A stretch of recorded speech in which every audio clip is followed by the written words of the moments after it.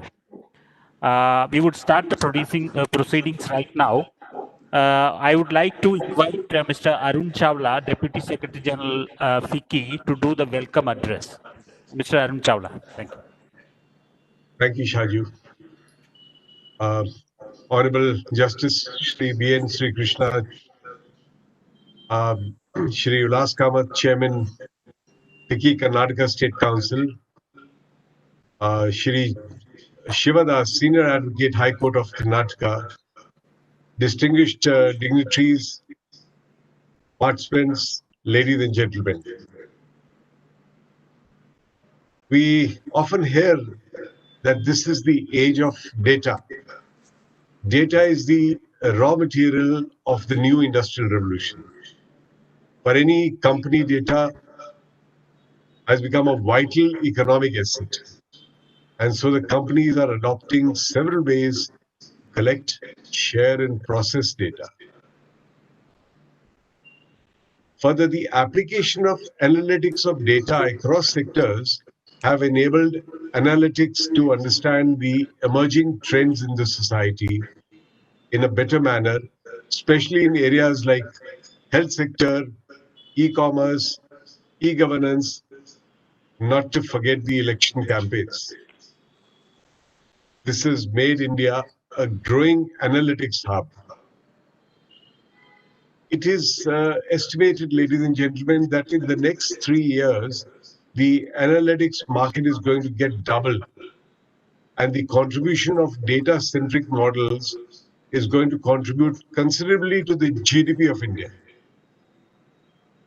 Today, India is witnessing a data explosion due to proliferation of new devices like smartphones and tablets, expanding social networking sites like Facebook, Twitter, LinkedIn, implementation of government projects like UIAGI and National Knowledge Network, among others.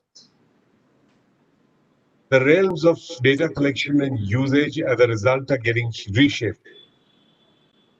The Internet of Things, smart cities, cloud computing, and many other technological advancements are giving rise to challenges for data protection. Security on one hand and right to privacy as a fundamental right on the other, so as not to create hurdles in the rise of technological innovations in computing. Another challenge is posed by the trans-border data flows between businesses and individuals, as some countries have very stringent regulations and privacy laws as compared to India. Today, ladies and gentlemen, we are in a completely digital-driven life, particularly because of COVID-19 pandemic, the subsequent lockdowns, work from home, making all communications to take place from digital platforms. In such a scenario, the core issues that have to be dealt with on priority basis are: one, legal framework of data protection and cybersecurity; two, design of data protection ecosystem; three, data monetization models; four, issues emerging in the field of IPRs; and last but not the least, the right to privacy as a fundamental. I will not go into the details because we have here today the authorities who have been working and bringing out significant policy guidelines as far as the data protection law is concerned. Ladies and gentlemen, let me at this juncture welcome Justice B.N. Sri Krishna, one of the main architects of landmark personal data protection bill, who is with us today. Sir, it's a great privilege to have you with us in this webinar. Ladies and gentlemen, Justice Sri Krishna needs no introduction.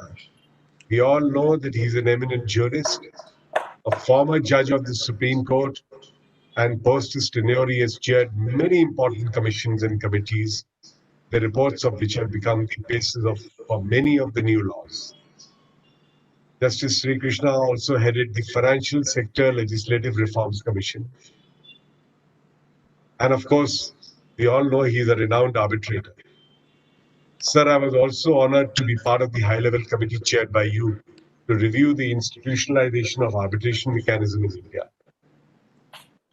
So on behalf of FICCI, sir, I would like to extend a hearty welcome to you for taking time and address this very important conference. Thank you. Ladies and gentlemen, I would also like to welcome Mr. Ulas Kamath, Chairman, Karnataka State Council, Shri Shivadas, Senior Advocate, Karnataka High Court, for participating in the panel and share their inputs and suggestions for today's conference. In this webinar, we also have a galaxy of domain experts from important segments like transport, financial services, telecom, healthcare. They're all here as panelists, and I'm sure the deliberations will be interesting one, as all these segments are critically important to data protection.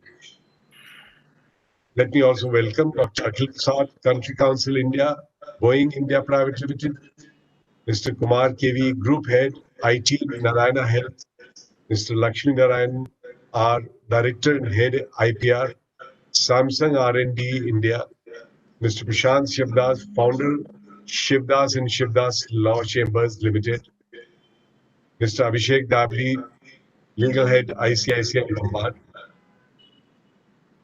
Once again, ladies and gentlemen, I welcome you all for taking time and participating in this virtual conclave. Thank you. Thank you very much. Thank you, sir, for setting the context and extending a very incisive observations in the welcome address. Now, I would like to invite Mr. Ulas Kamath, Chairman FICCI Karnataka State Council and Joint Managing Director Jyoti Laboratories, to give the industry perspective on the data protection law. Mr. Kamath, thank you. Thank you, Shaju sir. Honorable Justice Sri B.N. Sri Krishna, Chairman FSLRC, Sri Arun Chawla, Deputy Secretary General FICCI, Sri G. Sivadas, Senior Advocate, High Court of Karnataka, Dr. Akhil Prasad, Country Council, India, Boeing India Private Limited, Mr. Kumar KV, Group Head, IT, Narayana Health, Mr. Lakshmi Narayanan, Director and Head of IPR, Samsung India, Prashant Shivdas, founder of Shivdas and Shivdas Law Chambers, Abhishek Dabli, Legal Head, ICICI Lombard. Distinguished participants, ladies and gentlemen. It gives me great pleasure to be a part of this August gathering and also for this opportunity to speak about one of the most important subjects of the digital economy, the data protection law. As all we are passing through an unprecedented crisis situation now, we also have witnessed how powerful is the virtual world of digital communication. The power of it has come out in full form as we all embarked on this unexpected phase of life where every interaction is confined to digital platform with minimum physical interaction, including today's seminar. Though it has extensive positive impact on our lives, its effect on our privacy and information, which are critical in nature, are linked to the web, is posing several novel threats. Here comes the importance of effective regulation to protect data and personal information from the misuse. Along with changes in the technology and innovation, there are challenges and threats too. Foreseeing such imminent challenges and evolving regulatory solutions are important, and there are no two opinions on the subject.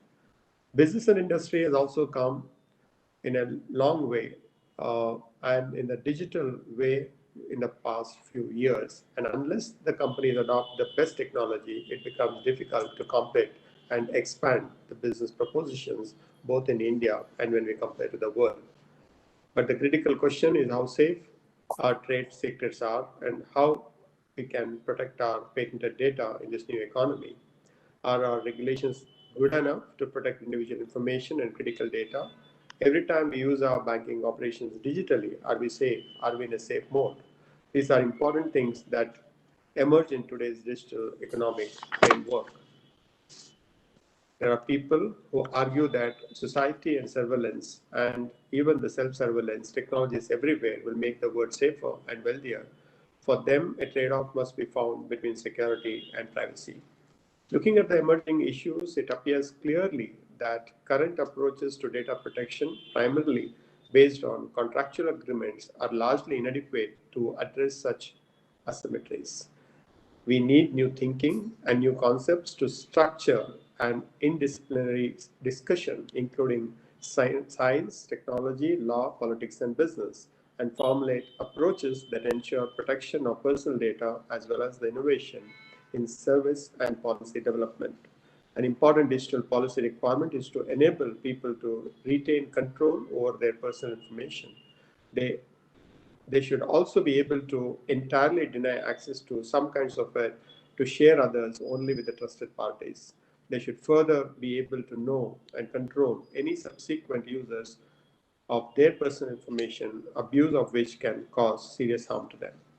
Now, when it comes to business, it is certain that tomorrow's business is linked to today's data. Big data concept has evolved so much that biggest companies scramble for qualitative data and its analytics on consumer behavior decides the future business decisions. Every company, especially in the service sector, gives great importance to data management. As digital economy increasingly pervades the most economic relationship, access and to control over various kinds of data determines the comparative economic advantage or disadvantage of the involved actors. This is very different matter from the privacy. It is true between consumers and corporations, between small actors and digital platforms like Uber drivers, sellers on Amazon, etc., and the corresponding platforms and among other nations too. As industrialization threw up new winners and the losers, so would the digital economy, and in a far shorter time. How much will corporations profiteer at consumers' expense? Whether small economic actors will survive, and if so, at what terms, and which countries will move up the global ranks, and which face colonization like in the past in different conditions, would all be determined by how to access and control the various important data that is configured. Law aimed at data privacy may have some implications for safeguarding the individuals against the data-based economic exploitation, but these are minimal and mostly not very effective. In a digital world, we are embarking on a journey towards unknown, and as the system gets into such virtual world, we need to adapt to the technology would be a greater, which can give greater guarantor for the failure in the business. Traditional business methodologies are not sustainable anymore if it is not modernized. So the challenge of the industry or the business is not to adopt the technology, but to safeguard the data and the privacy. I hope today's deliberations would bring in more constructive suggestions and opinions. Each sector has a different set of issues and suggestions, but I'm sure that there are no two opinions about creating and strengthening the regulatory mechanism is extremely important and the need of the day. If we create a solid foundation to our digital economy through effective regulations and privacy management, it will help us to create a robust business environment where transparency and trade go hand in hand to the benefit of our national interest. With that, I also welcome all the participants for today's wonderful seminar, and I take this opportunity to thank FICCI for giving me an opportunity to express my views. Thank you very much. Thank you, sir, for very detailed analysis of the industry perspective on the data protection law. Now, we are all eagerly waiting for the next address, the address by Justice Sri E.N. Sri Krishna, Chairman FSLRC and the eminent jurist, former Judge, Supreme Court of India. Sir, please. Thank you. Thank you. Now, I'm sorry. You have a galaxy of names here. Let me start with the ones I can see on the screen first. Thank you, Mr. Mangalam, Mr. Arun Chawla, Mr. Vilas Kamath, Mr. Prashant Shivdas, Mr. Kumar Guest, Mr. Lakshmi Narayan, Mr. Akhil Prasad, Abhishek Doshi, and several others who are probably not there right now. All the eminent people whom I can see on the screen and whom I cannot see on the screen, a very good afternoon to you. Mr. Arun Chawla, being the Deputy Secretary General of FICCI, immediately prioritized business interest first, and then finally said also fundamental rights. Friends, the situation is not such a simple situation. I have always exemplified it as a triangle of forces. In the triangle of forces, please note that the citizen is at the apex. On one side is the state with its ability to control trade and business. The third vertex will be occupied by trade or business. Now, you will all agree that state and business exist only because of citizens, it is not vice versa. Therefore, we have to find in the triangle of forces the resultant which will take forward the society and not stunt either progress or the individual rights. This is always a very difficult situation of balancing conflicting interests, which is a very unique thing to a democratic liberal society. Now, having said that, let me go one step ahead and say that yes, I do agree that data has become the buzzword today. Why is it the buzzword today? It's the buzzword today because people have realized that data can be monetized, and when monetized, it is like sitting on a big treasure trove. You do not know what it can actually produce. You do not know what is the exact value of it, but you know it's very important. It is like the treasure they discovered at the Padmanabha Swami basement in Trivandrum. Nobody knows what is its full extent, but everybody knows it's very valuable. Now, people also say that data is like the today's oil. The analogy is slightly incorrect in my opinion because data is not physical property. Please notice, physical property is something that I can transfer. Now, physical properties transfer would be governed either by the property Transfer of Property Act if it is immobile, or by the laws which will apply in respect of movables which can be transferred, Sale of Goods Act, and so on. Now, if I say that this is my mobile, it's very simple. I have a right to transfer it to somebody. I have a right to bail it. I have a right to gift it. I have a right even to destroy it. Now, if I'm talking of data, please note what is the data consisting of? You have got my name there saying B.N. Sri Krishna. That is my data. Now, can I give it to Mr. Ullas Kamath and say, please use this for 6 months with or without giving me money? Or can I gift it to Mr. Arun Chawla and say, please take it as my gift, loving gift to you? I cannot. Therefore, you must always remember, data is an intimate relationship with an index, which may be valuable. I am not describing the valuelessness of data. I'm not even decrying its value. I'm saying don't treat it as a physical asset. If you treat it as a physical asset, you get into innumerable legal complications. Jurisprudentially, therefore, it is a right which is capable of being monetized. Now, there are two aspects to it. One is the IPR. IPR is also a non-physical asset. Please remember that your IPR, intellectual property right, is also something that is recognized by law, which is capable of being transmitted, which is capable of being licensed, and which is capable of putting on your balance sheet as an asset. Therefore, this is something of that nature which needs to be kept in mind. Now, the problem that we are facing today is each individual's data is generated and it is involuntarily taken up by somebody or the other every time there is some kind of a relationship. Take an elementary example, you step into the theater or the shopping mall, automatically your picture gets taken up. Now that is necessary for the purpose of security. But beyond that, if the theater owner were to use your picture and come out with a pamphlet and say, Mr. Ullas Kamath is our favorite customer, would you agree to it without your consent? Therefore, there is always some kind of a limitation on which you have given your data. Therefore, the bottom line of transmission of data is your consent. Your consent doesn't solve all the problems because even after consent, there are so many other responsibilities. The responsibilities include what is known as the purpose limitation. If you give your, suppose you are traveling by, let's say you are taking a flight from Bangalore to Delhi, and then the airlines ask for your data. You give them your name, your address, probably your age, and also your email, your telephone number, everything that will immediately say who it belongs to. Now he is expected to use it for the purpose for which you are being used, namely the travel from point A to point B, and not use it for anything else without your consent.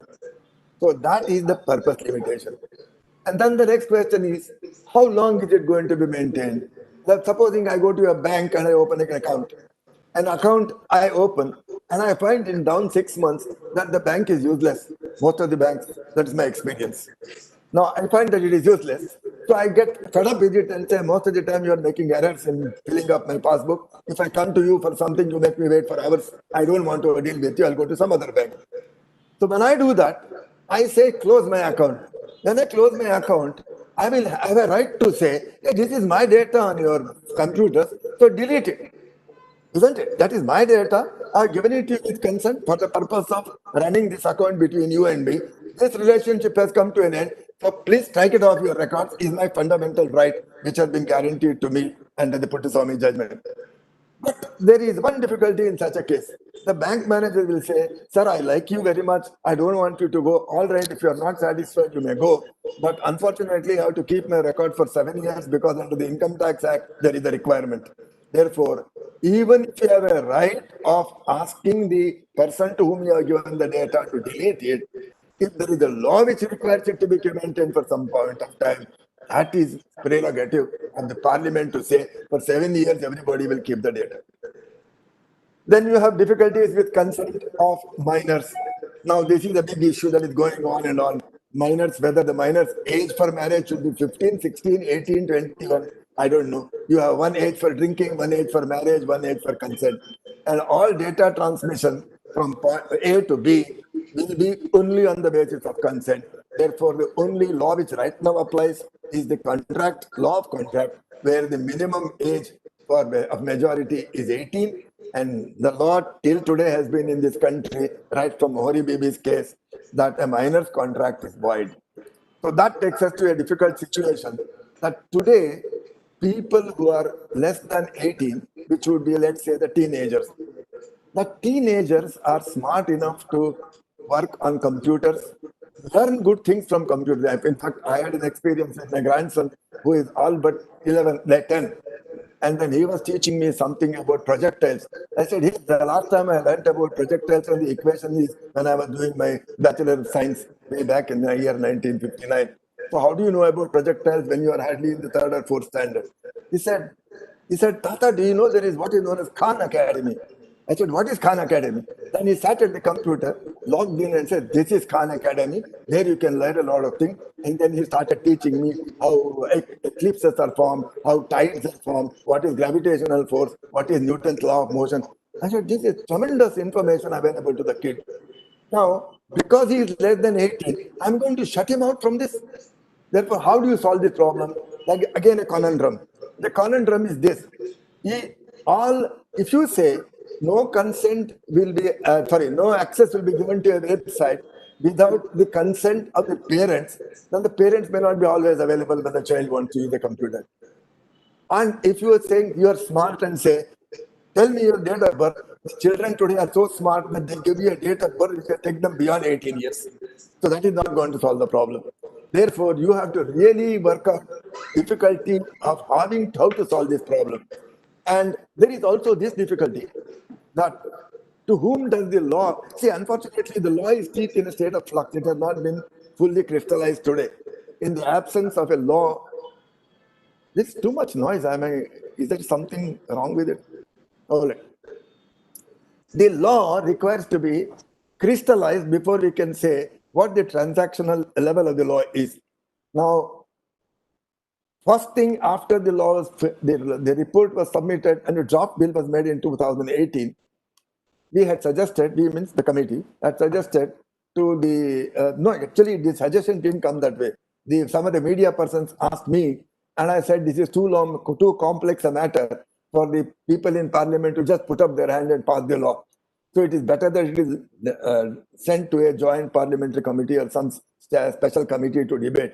So the law minister took the hint, and the day the 2019 bill was tabled, he made an announcement and said it would be sent to the JPC. The matter is still hanging before JPC. I'm sure most of you must have given your representations to the JPC, advocating a particular point of view, and it will all be considered by the JPC, and something will come out of it eventually. The sooner, the better. Now, some of the issues that have arisen are, I'm not going to bother you with the long history of the bill and what is there in the bill.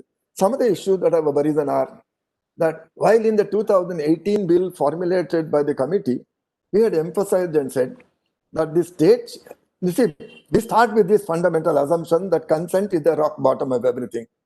After obtaining consent, if you want to use the data, you have to have this purpose limitation, time limitation, right of rectification, right of deletion, and things like that. So what happens if the state wants to access your data? So the state, does it have a prerogative right and come and say, all right, I want your access to your data? So that is a $1 million debate that needs to be carefully tuned. Now, if you say, no, the state will never have access to my data, that puts you in a serious situation that what if I'm a terrorist and the state wants to ascertain my financial transactions to see if I'm being funded from abroad as a terrorist organization, or for a purpose of leaking out military secrets, or for the purpose of, let's say, criminal investigation. Therefore, state also has a prerogative right. But then how do you balance the right of the state? Now, why should I consider right of this nature to the state? You concede the state, the right to the state, so that the state is in a position to make sure that my rights as a citizen of this country are protected. Simple argument. I have a fundamental right to move anywhere. So the police also have a right to arrest me. But under what circumstances? If there is a suspicion that I am a criminal, that I'm doing something illegal. Therefore, there must be a balance struck. So we had suggested, all right, and the law in this country has always been a fundamental right cannot be abridged except by a parliament enacted law. Executive orders cannot abridge a fundamental right without warrant being issued without a warrant of authority from parliament. Therefore, if you go back to the famous judgment in Puttaswamy's case, Puttaswamy, who comes from Bangalore, learned judge, good friend of mine, he was able to, he or somebody on his behalf was able to persuade the Supreme Court that privacy of personal data is a fundamental right.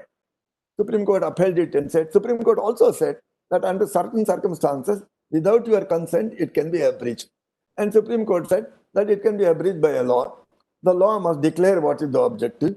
The law must also have a rational connection between the law and the objective. And the law must also be only thus far and no further, just enough to take care of the situation.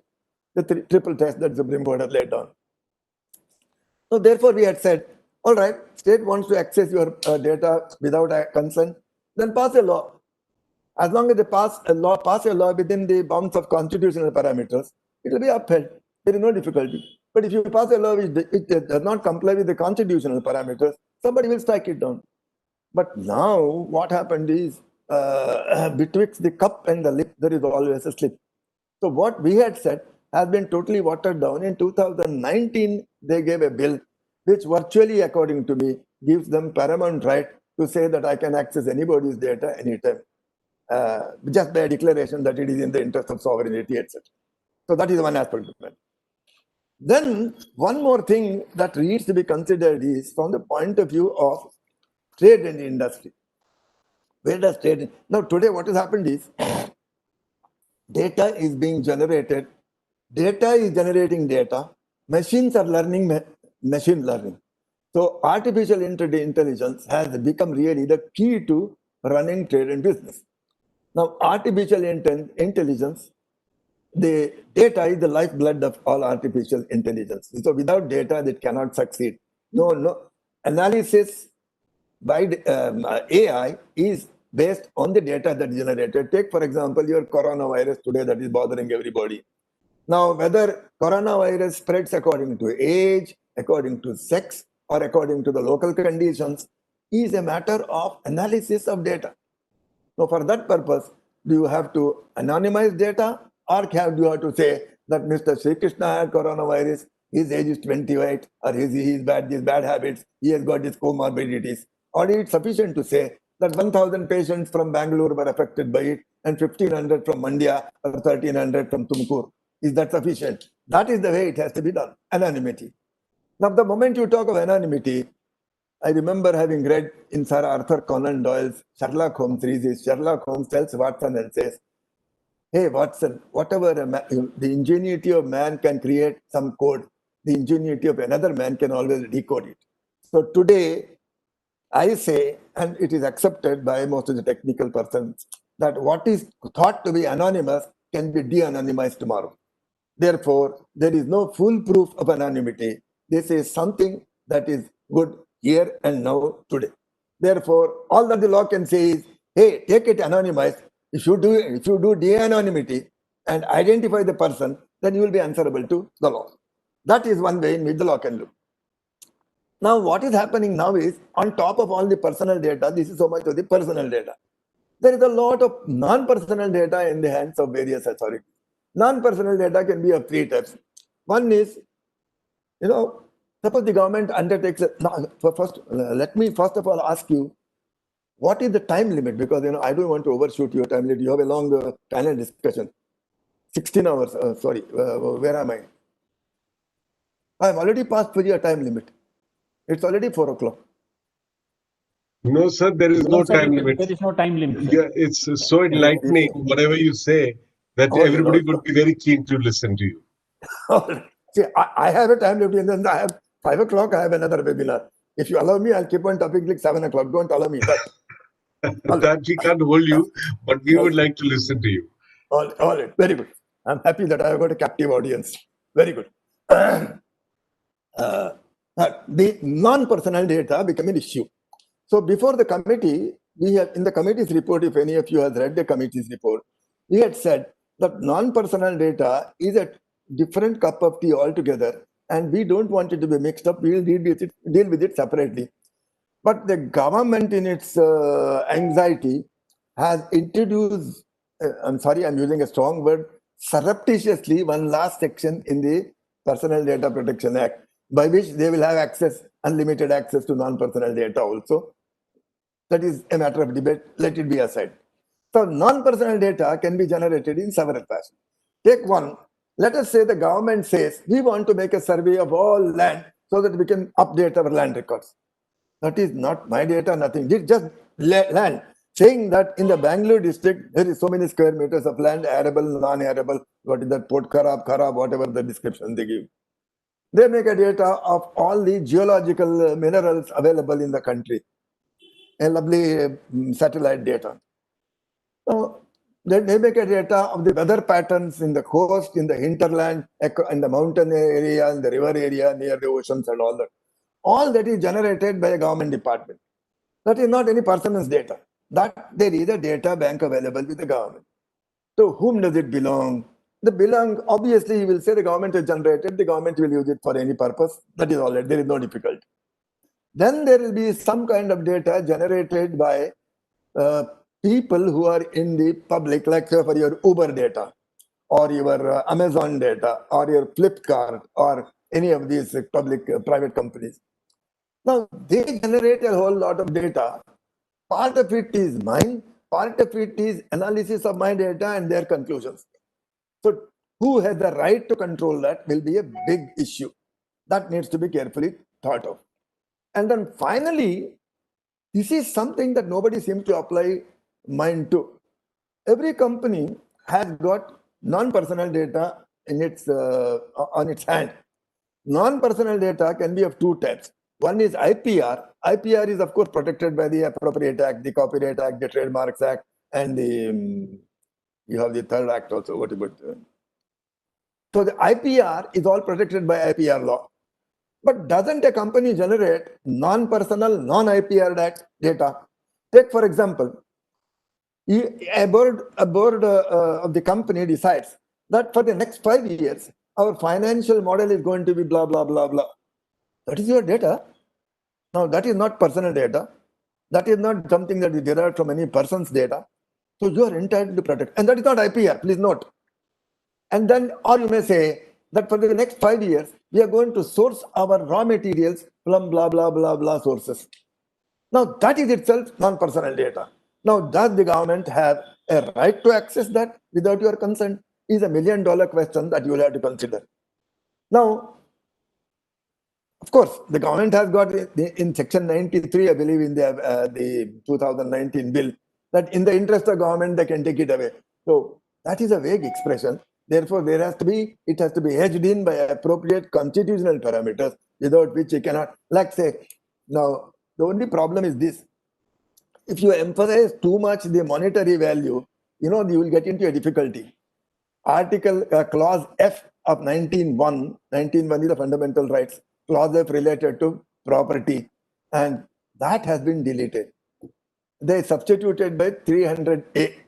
300A today only says that as long as there is a law, and of course the Supreme Court later on added this rider and said that law is reasonable,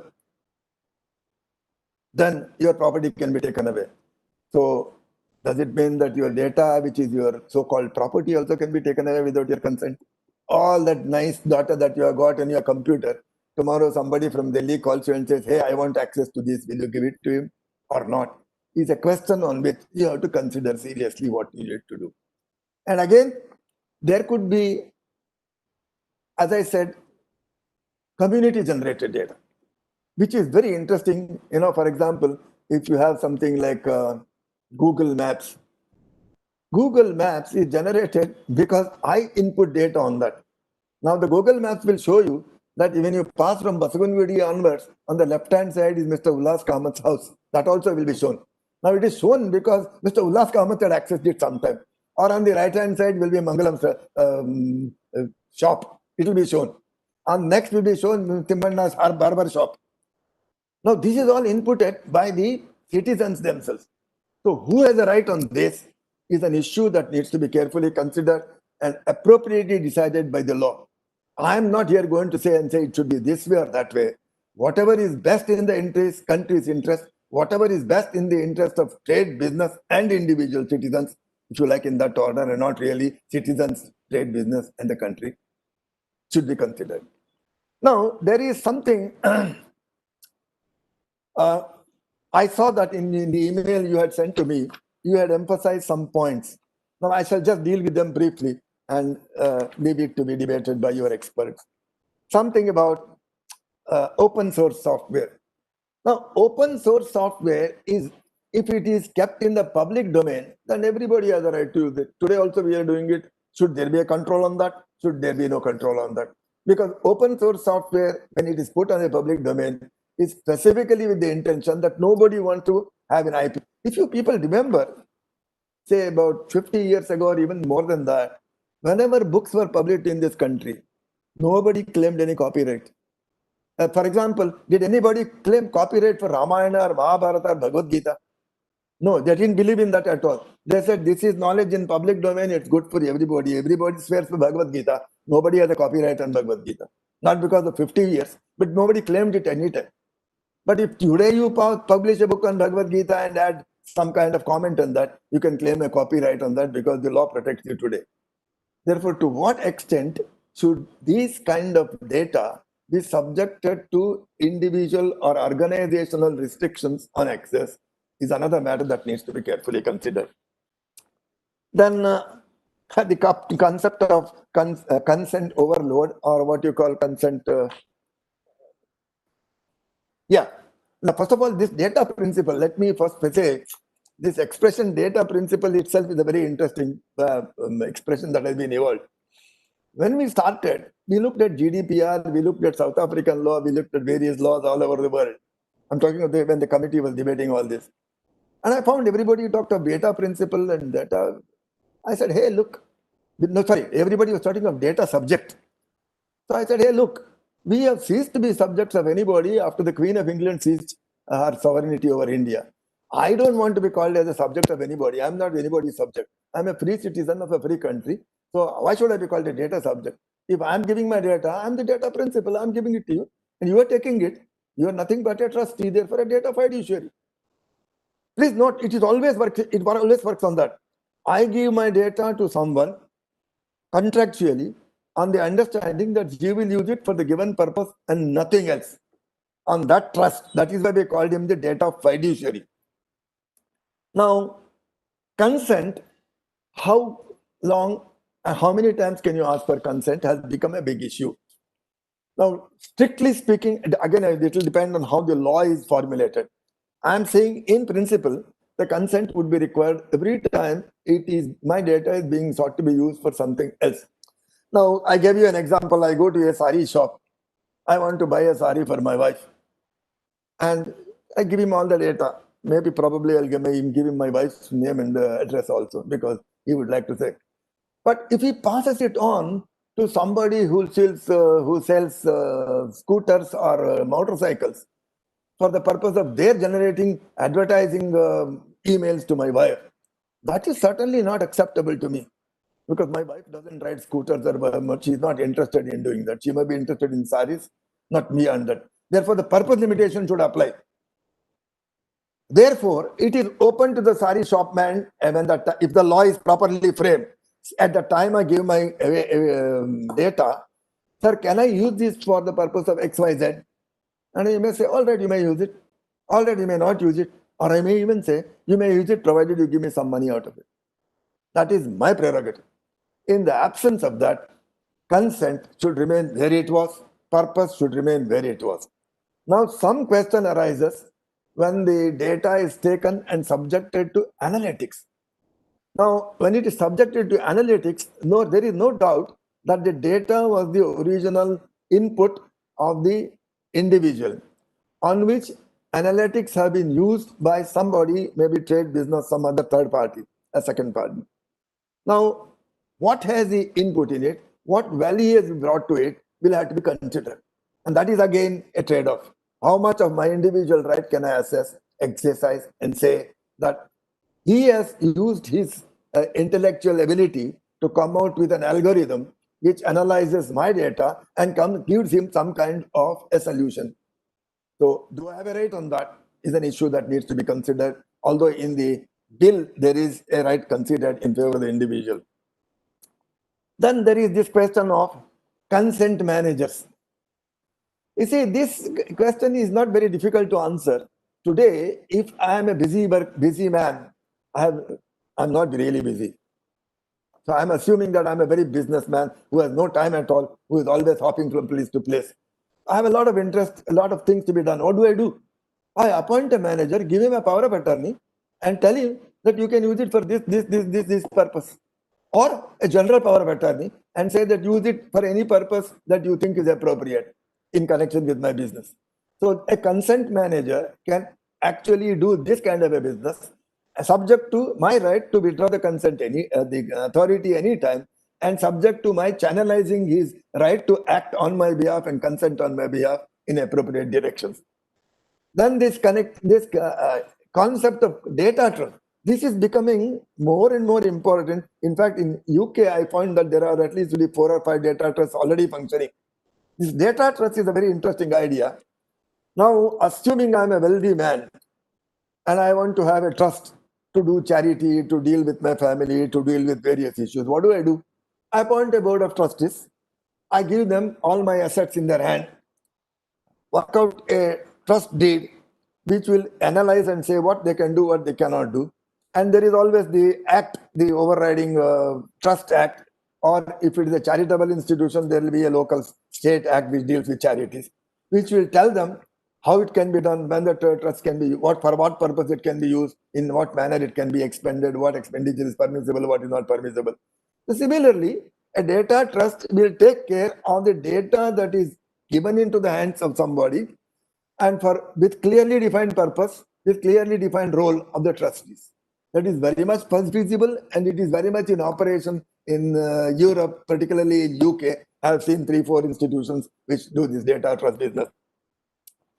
Then there is something like ownership of data that originates from the company. Now, ownership of data is, when I say ownership, that is why please do not put in this concept of property, because the moment you put in concept property, you get into difficulties. All that you can say is ownership of the right to use the data. That is true. The right is yours. There is no difficulty. Now, if the right is yours, then the question is, if that particular data has been used for the purpose of generating some derivatives from that, you have a right on that. And how much of that right is there? You can, by consent, barter away that right. By bargain, give away, transfer that right. To what extent you can monetize it is your prerogative as the owner of the right. Then finally, data protector and enabler for citizens. It is the job of the state always to protect the rights of the citizens. And particularly if it is a fundamental right, then they are obliged to protect it to the exclusion of everything else. So if I have a right, which is a fundamental right, which is my right of privacy of my data, nobody in the world can access it without my consent, or in the absence of my consent, it can be accessed only if there is a parliamentary legislation enumerating under what circumstances it can be accessed. And that parliamentary legislation is in compliance with the triple principles of constitutional parameters, failing which that law will be declared valid. Then finally, new business called data business that collects, stores, provides, set up in business. Now, this has become, I grant you that data business is going to become a big issue. Long ago, we did not even think of, we had laws like Monopolies and Restrictive Trade Practices Act, which was virtually throttling the industry.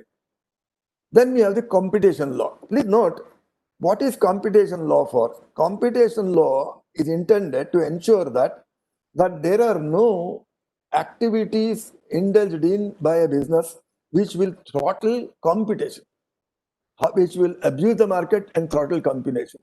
That will happen if you are dominating the market. There are a whole lot of provisions in the Competition Act of 2000, which at this moment I will not deal with.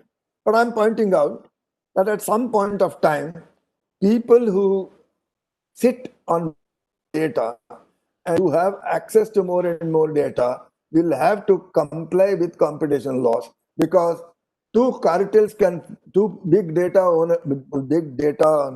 I don't like them to call them owners, data holders can enter into a cartel agreement by which all others will be bereft of data. So in such a situation, should the competition law apply? To what extent it can apply to data is an issue that needs to be either brought in effect by an appropriate amendment there, or by a suitable legislation, or whatever legal provisions are provisional. Then need for a separate authority. Now, frankly, if you ask me, you don't even have, I assume that there are a whole lot of people who speak Kannada, so I will recite a Kannada proverb. And what is the Kannada proverb? Actually, it's not even a Kannada proverb, it's a homely Tamil proverb. Adi endradhukku avale elle pulle peru Venkat Krishna. So you are not even married, you are already christening your son as Venkat Krishna. So similarly, you don't have a proper law in position. NPD is necessary after you have ensured that the borderline between personal data and non-personal data is effectively policed. Otherwise, today I gave you examples where my personal data can become NPD, and the advantage is this: NPD is capable of being monetized by somebody. NPD is capable of being acquired by government without anybody's consent. It would be a huge, great leakage of my personal right. Therefore, first fix the parameters of the personal data. Then you know that this is personal data, nobody can touch it except there is a parliamentary legislation and appropriate methods are in place there. Non-personal data, yes, you may, under what circumstances, by separate legislation. Therefore, perhaps it may be necessary to have a separate non-personal data regulator, or I do not know, it may be sufficient to have a data protection authority, which also has some kind of a parallel jurisdiction in non-protection areas, non-personal areas. So these, friends, are some of the thoughts that I'm throwing at you. Now, whole idea is to generate more and more debate. Vade vade jayate tattvabodha. The more you debate, unless you debate at the 9 o'clock TV show, you will be able to generate more intellectual arguments, come out with more concrete suggestions. help the JPC to come out and formulate a good law. And I said, the resultant force of the triangular forces should be taking you forward and not making you go round and round in circles. Thank you very much. Thank you, sir. Very lucid, very incisive address. I will request you for more webinars, sir. I have a lot of audience which has not been privileged to hear you today. They are very keen to listen to you. So we'll organize at your convenience, sir. Very well. Thank you, sir. Sajid? Thank Yes. you, sir. Thank you for taking time and coming to address the FICCI conference. And it was very vital and as well as very detailed assessment that you have given, and you have thrown open a lot of issues for the next panel discussion for the members to discuss and deliberate and bring out the very productive debate that I am leaving this platform to Mr. Prashant Shivadas for the next panel discussion. Before that, I would like to extend a sincere vote of thanks to Justice Sri Krishna and Mr. Ullas Kamath, Chairman, State Council, FICCI, and Mr. Arun Chawla, Deputy Secretary General, FICCI, for taking time and addressing the web conclave on data security. Sir, thank you very much once again. Thank you. Prashant, As I said earlier, I will be logged in till anyway, since there is no travel time involved, till I can log into the next one, I'll be with you afterwards. Oh, okay, sir. Thank you. We are privileged, Yes. sir. Yes. Wisdom is always welcome from any quarters. Yes, sir. Thank you, sir. Thank you, sir. Prashant, let us carry on with the panel discussion, and you may please take over the podium. Thank you, Saju sir. Good evening, ladies and gentlemen. Good evening to you, Justice Sri Krishna. It's an honor, sir, as the youngest member of the bar here currently. I was just an intern when you were on the bench, sir. So it's a privilege for me to be moderating a session. Unfortunately, I'm told you are not part of the panel discussion, but I will take the liberty to ask you maybe one or two questions, Sure. which have been on our minds for a very long time. I'd also like to thank FICCI. I think the entire team of FICCI has put in a lot of work for this virtual conclave. Shaju sir, Ashwin, Anushri, and of course my two favorites, Arun Chawla sir and Ullas Kamath. They've been our backbone for quite some time now, so it's great to be associated with FICCI. Like sir mentioned, and I think sir has been great in trying to sort of bridge the gap between what the law was proposed and what the law should be and what the law should come out. And I think the 1.5 hours of panel discussion that is proposed today, I think sir has been able to crunch that down to less than 15 minutes, and he has been able to cover all of the topics. Between the SPD rules of 2011 and the law, the bill, the 2019 bill that it stands today, and I'm told this is going to be tabled in the parliament sometime during the budget session. At least that's what the news report says.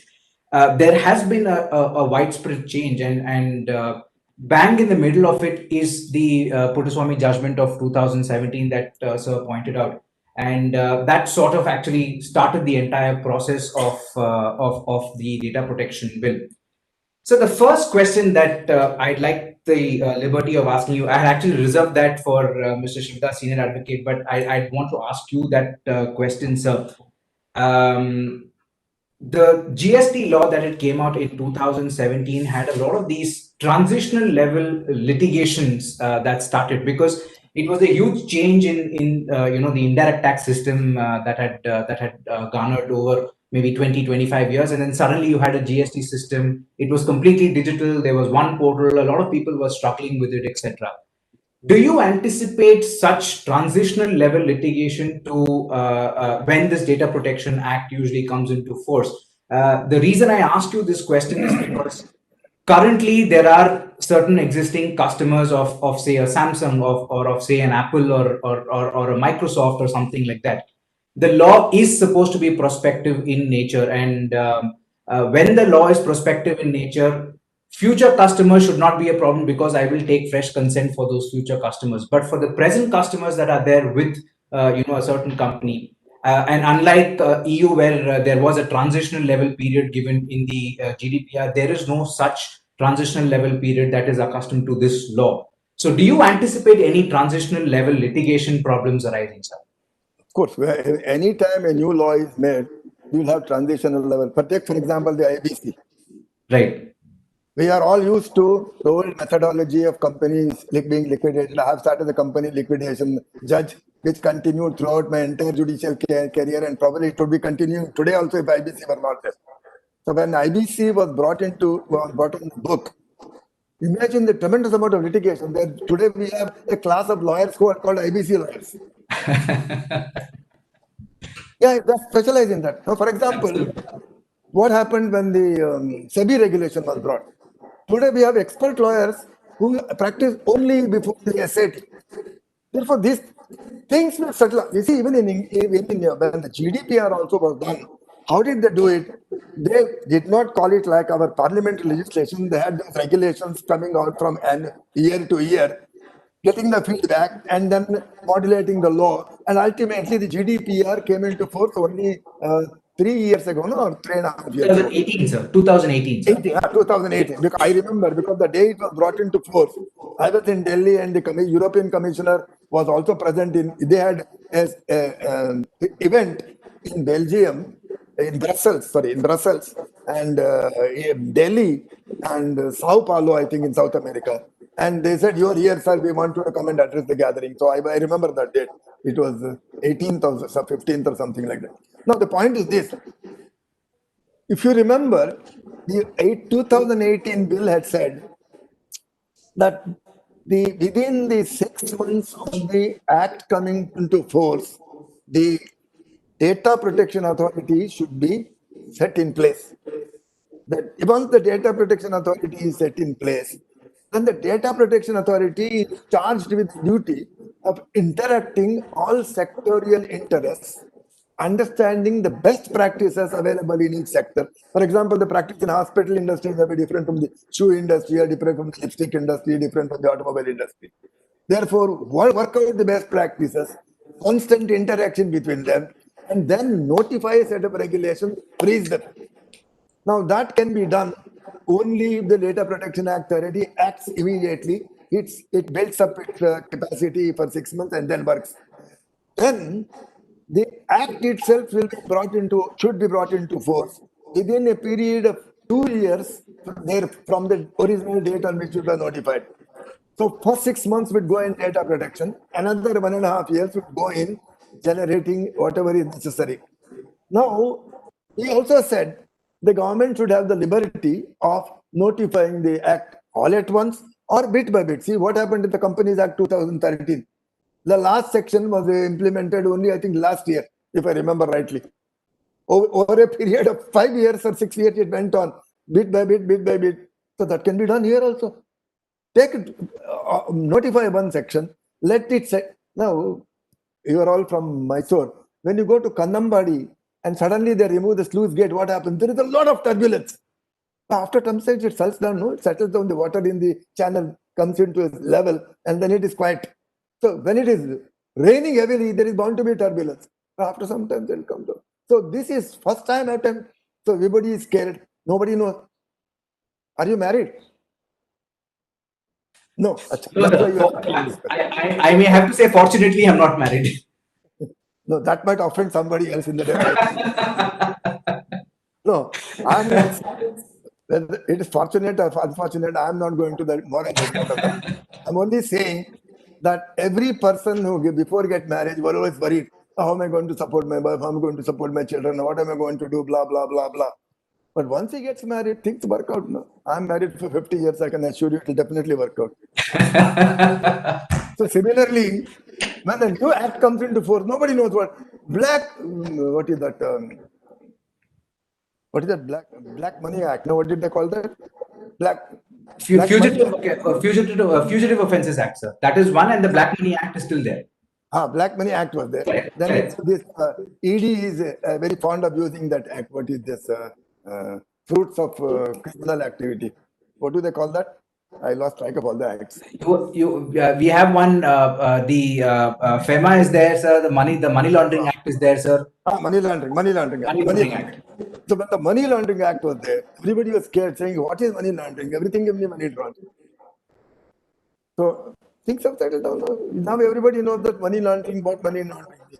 Now, when actually take for the example, when the SEBI started making regulations, people in the industry were shivering. They didn't know what SEBI was going to do. SEBI also did not know. Oh, fortunately, the litigation, you see, that is the advantage. Once the SAT was established, SAT started wrapping the SEBI on its knuckles whenever it did not do things. Otherwise, SEBI thought it was the reign of all it surveyed, and they would not even bother to follow natural justice. So SEBI, the SAT said that you are a regulator, you are bound by this, you are like going to do this. So things are very much interested now. People are very much alive to what is happening. What happened when SEBI was introduced in the financial markets? There will be turbulence initially, but it will die down. And one thing I agree, a lot of law gets settled as a result of successive litigation. Today, these SEBI regulations have become very clear thanks to the constant litigation that is going on. The IBC has become clearer thanks. Correct. In fact, every amendment that is made in the IBC is consequent upon somebody Yes. finding something or the other. Similarly with this also. But today we don't know what it is. We are all like pandemic COVID. We are all not sure of what it is, therefore we are scared.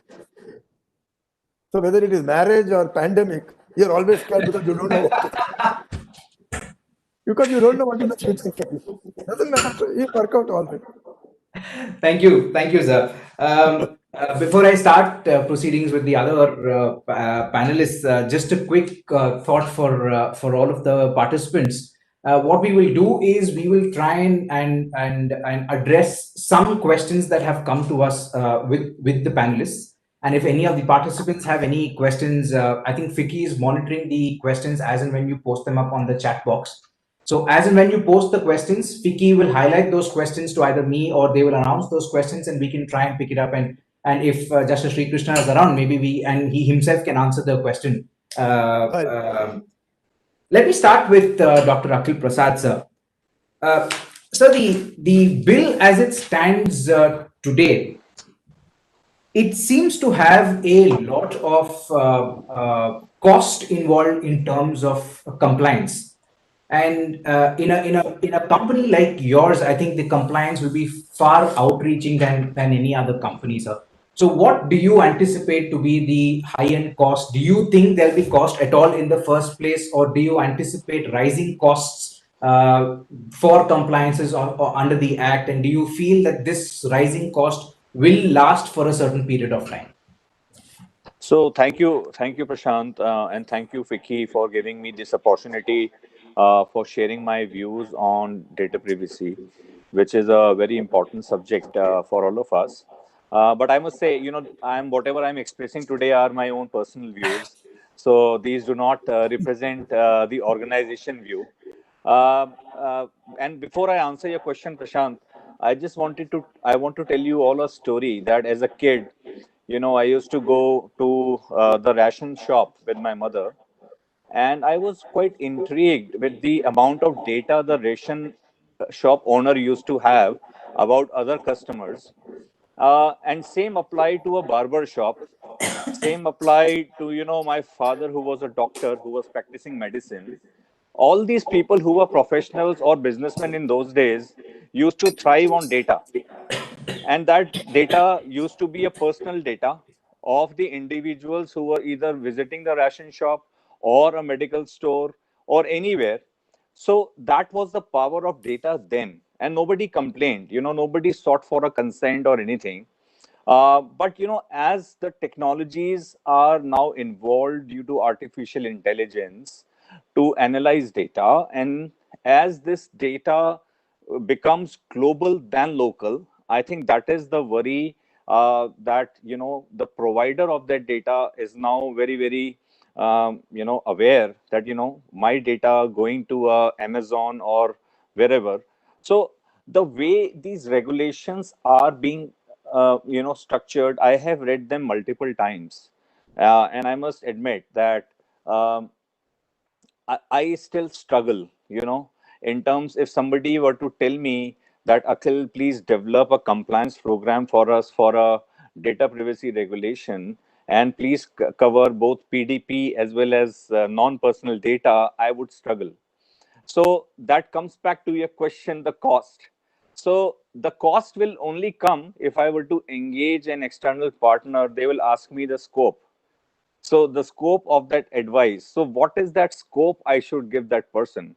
So that person, for example, if we are into engineering services or advanced aerospace defense manufacturing data analysis, or creating something, what is that scope that I should devise to my advisor to seek that advice? That is question number one. We do know that the data privacy regulations do not apply to employment agreements, but SPDI does. If we have a special or a highly sensitive information, so a simple answer, it will be humongous. So if I were to have a very robust compliance program, the question that comes to my mind is whether I will be able to make a robust process, and especially as a risk manager of the organization, which most of the lawyers are. Uh, will I be able to give that comfort to the board of directors that yes, I have come up with a compliance program for data protection that is 100% foolproof? So your business leaders will definitely want that answer from you. Whether you have done 100% compliance on data protection, I don't know anybody can say yes, given the way the regulations are today. And so that is my opening thought. We can always deliberate, Prashant. Thank you, sir. Let me bring in Mr. Lakshmi Narayan, sir. So, what is the innovation trend in the software industry? Before I delve into your thoughts on the the PDP bill or the NPD governance report, or the newly introduced health policy, what is the innovation trend in the software industry? And when you have a software product a sort of development that is going on, how do you ensure that a corporate really secures that sort of a data, and how do you share that data? Do you keep the data to yourself? And once you answer that, maybe we can get into how the PDP bill is actually going to work for you. Thank you, Prashant, for this question. Innovation in the past had high focus on the data itself. Just now, Justice Sri Krishna mentioned how the innovation is nowadays. A citizen is the apex, and it is for innovation is for progression of the society. That's what is happening now. In the past, companies relied more on the personal data to give personalization. Where is the innovation there? Then comes, companies started using anonymized data for giving targeted services. But there is a Gartner study which says, even with all these, only 12% of the customers really had the experience of personalization. That means it is insufficiently utilized, the data. Then comes the focus on customers, then the focus on building trust with them, the focus on enhanced security in interactions with the customers. First innovation comes in the way the data is being processed. One example I can imagine is minimize the personal data that is being used, and still you can give it in name instead of personalization, anonymization. Give a greater user experience. People call it as enriched experience rather than personalization. When the personal data is being used, the now artificial intelligence is there in place, which even avoids taking some of the personal data and uses non-personal data to give enriched user experience. That means take only minimum data that is necessary. One example is the message classification apps that reads all the messages that the users receive. But the current innovation, even in the phones that are available in India, They don't read the messages that are sent from one person to another person. They read only all other messages, advertisements. They read the offers, discounts, bills, all those they read. Still, people get richer experience. In the event, you need personal data to give a greater user experience. Manage them or process them only inside the device. Don't take it out anywhere. For example, the smart home, where the behavior data is very important there. The data, the behavioral data, personal data is kept in smart hub itself. And it's there even in mobile phone itself. It doesn't go out anywhere. That way innovation is enhanced. The third one is, if you cannot do the processing inside the device or inside smart hub, you need to leverage the cloud. In such situation, take related data. It's called hybrid processing. Take the related data, keep the sensitive data in single place inside the device, use only analytics power of the cloud and still give greater user experience. This is one way innovation is happening in the processing. Another one is, nowadays users get in the mobile phones very high controls. One example is, the artificial intelligence can identify all my private photos automatically. Imagine if it understands that I am smoking, I am in a place where I am not supposed to be, the AI knows what I am doing, and then it hides it to any other app also. It automatically hides. Other apps cannot have visibility to those kind of pictures. If app is unable to identify also, the user himself is given controls to go and press all the images, and then I can avoid showing to anybody else. Those kind of controls are being given. Another one is privacy check. You must be seeing the major companies have privacy check as one of the options. Who are all accessing, what kind of my information is being accessed? You can always alter the levels of privacy that you give. Quite often, user has it. So those kind of innovations are already there in place. The last one is where we see enhanced security, the biometrics. There is something called secure folder. Secure folder in phones, they will store the biometric information. Nobody can take it out of the device. Even other apps have no controls on those biometrics. So such innovations are really making the society more progressive. I will come back to the data management part in another round of discussion. Thank you, Prashant. Sure, sir. Thank you so much. I think you've given us a little more of an insight as a normal customer to not only look at the phone and the features and the price of the phone, but to also look at all of these criterias as well. Correct. Let me take this discussion forward and rope in Mr. Abhishek. So there are two aspects in the bill that I wanted your thoughts on. One is that the bill postulates any data that originates in India must be in India itself, or if you're going to share that data to any country abroad, then you have to leave a copy of that data in India. That is for data that is not critical, but critical data cannot at any cost leave India. So that's one. The second is, the usual debate, that generally arises when we log on to a computer screen or a website or something like that. Unless I put a check box, a check tick box, the next option at the bottom does not really click blue for me to move on. So the bill now, as it stands today, says that the quality of the goods or the quality of the services cannot be dependent on my consent. So there are some arguments that have been taken by companies that say that there are certain essential cookies that you need to accept even for you to open up the website and move to the website portal, right? What are your thoughts on these two aspects? So thank you, Prashant, for asking these questions. These are important issues that I had an opportunity to go through. So essentially, we are talking about data localization.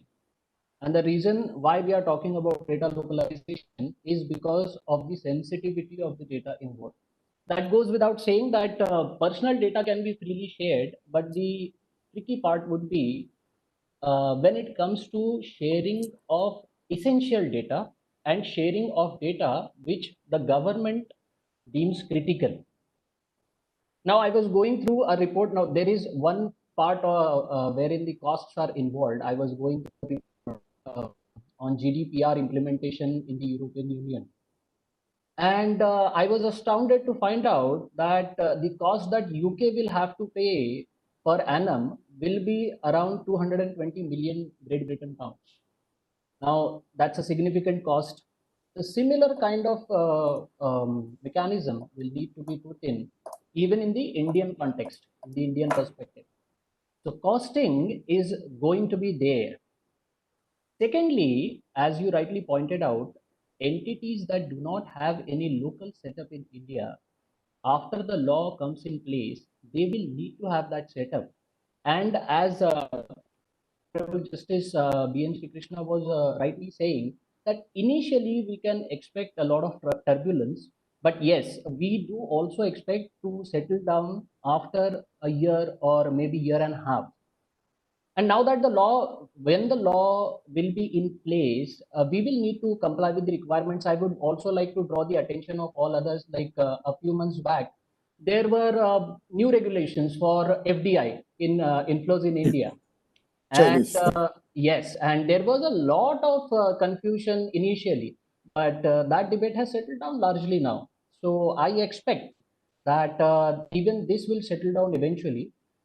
Coming back to the second part of the question of seeking my consent to use that particular consent in implementing something else that I did not know I was consenting for. To me, it is plainly data blackmail. You give me consent, otherwise I don't do XYZ for you. Otherwise, the quality will be compromised, the service will not be given, or you may not be able to enjoy certain perks on privileges. What I believe is that looking into the volume and potential of these things, deterrence is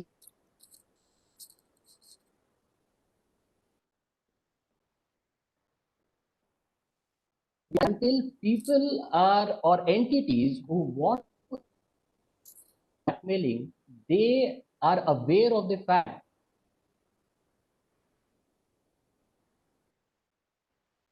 of data and control this volume of consent management and to safeguard the interests.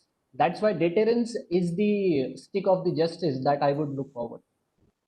Thank you so much. Can I just say one thing before I go away? I need to leave now. Sure, sir. Please. Prashant, on this Yes, question of data localization, yes, sir. I have one more thought. You see, if you remember what happened in the Screams judgment. Right. Screams judgment is very interesting and it's going to affect India also. Right. What was the Screams judgment about? They had this data shield agreement under which all data used to be transferred freely from Europe to United States. The Screams judgment says, hey, when the data arrives in US, your US authorities have an overriding right to look into the data without anybody's consent. And that is something that we will not allow because it infringes the privacy rights. Now transport it to India. The same thing will happen. Now, if you have an Indian company having some business in US, the US authorities can definitely look into it. Conversely, when the American company does business here, the American company is bound by US laws, but it does not want to be bound by Indian laws and says, I will not give you access to it. Simple thing is, the man in charge here will say, sir, my data is not here at all, it is somewhere in California or in Timbuktu. Now, if data is to be accessed here, I can't go to accept the long legal mutual assistance legal process, which takes about 2 years to produce results, like your extradition treaties. Therefore, that was the reason for data localization, saying that I don't want to access it, have it here. If there is a proper parliamentary enactment which empowers me to access like a warrant of authority by a judge or something, you should be able to produce it in 24 hours. What is the solution? Solution is you want to do business here. Give me a guarantee that you will produce me within 24 hours, then I don't care whether you keep it here or somewhere else. That was the solution that was propounded. But unfortunately, that doesn't seem to have been reflected in the bill. I don't know what the bill is going to say ultimately. Thank you. I'm going to sign off now. I have something else. Thank you so much, sir. Thank you so much for your time. Thank you. Thank you. Thank you, Justice Krishna. Thank you. Thank you. let me continue the discussion and ask Dr. Akhil Prasad once again, sir. So the concept of sandbox. Now, this concept of sandbox did not exist when Justice Sri Krishna, in his report, discussed this. It also did not feature in the 2018 bill, and for the first time, it has now featured in the 2019 bill. And from what I understand of the sandbox, is it gives an option to the data fiduciary or the data trustee, as people call it, to apply and be part of this sandbox for the purposes of innovation in AI and machine learning, sir. What are your views on this? So definitely, it's a new concept, Prashant. But in absence of details of what it actually means, it would be very difficult to say whether it's right or wrong. At least the intention looks good. What it essentially means is that any data fiduciary who has been approved by a DPA can, apply for inclusion for stated activities, which is machine learning or, technology development.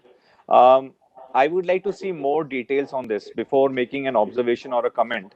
But it looks like that it will be a ecosystem where, if a data fiduciary is able to enter, uh, it will have other data fiduciaries with whom it can exchange information for the purposes of doing a high-end research or technology development, is what the intention, which is good, which definitely is a good thing to do, because you need to have something like, um, what we have those SEZs, where, in those SEZs, if you set up a unit, you have certain privileges, and you are, given a single window clearances.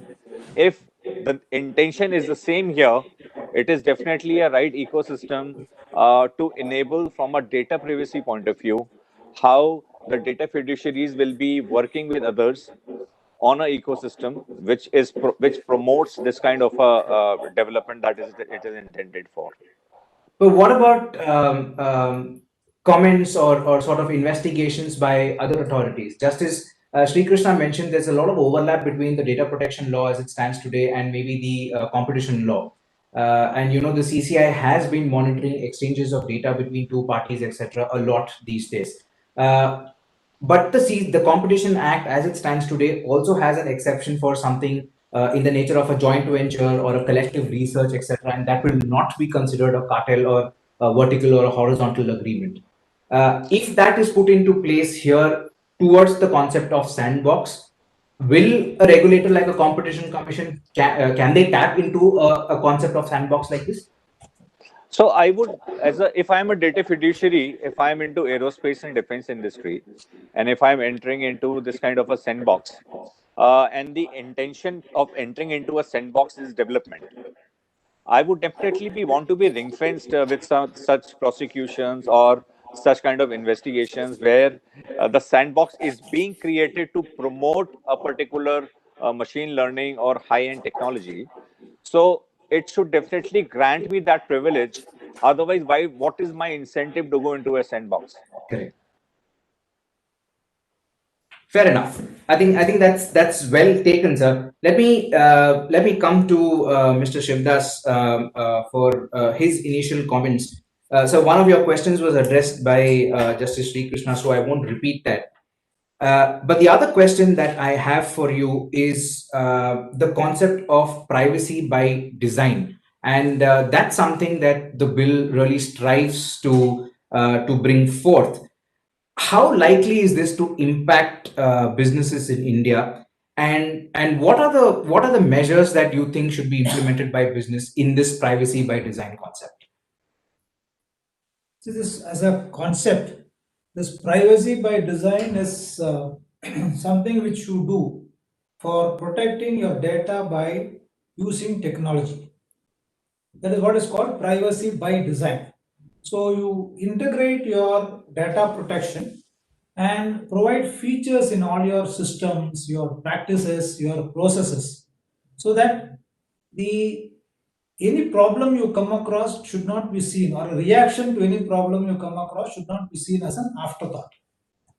So normally when you look at privacy by design as a concept, there are about 6 or 7 principles you have in mind. That's what most of the, in fact, your GDPR report or even Mr. Sri Krishna's report somewhere says that the reaction of any organization to an issue on data protection should first be proactive and not reactive.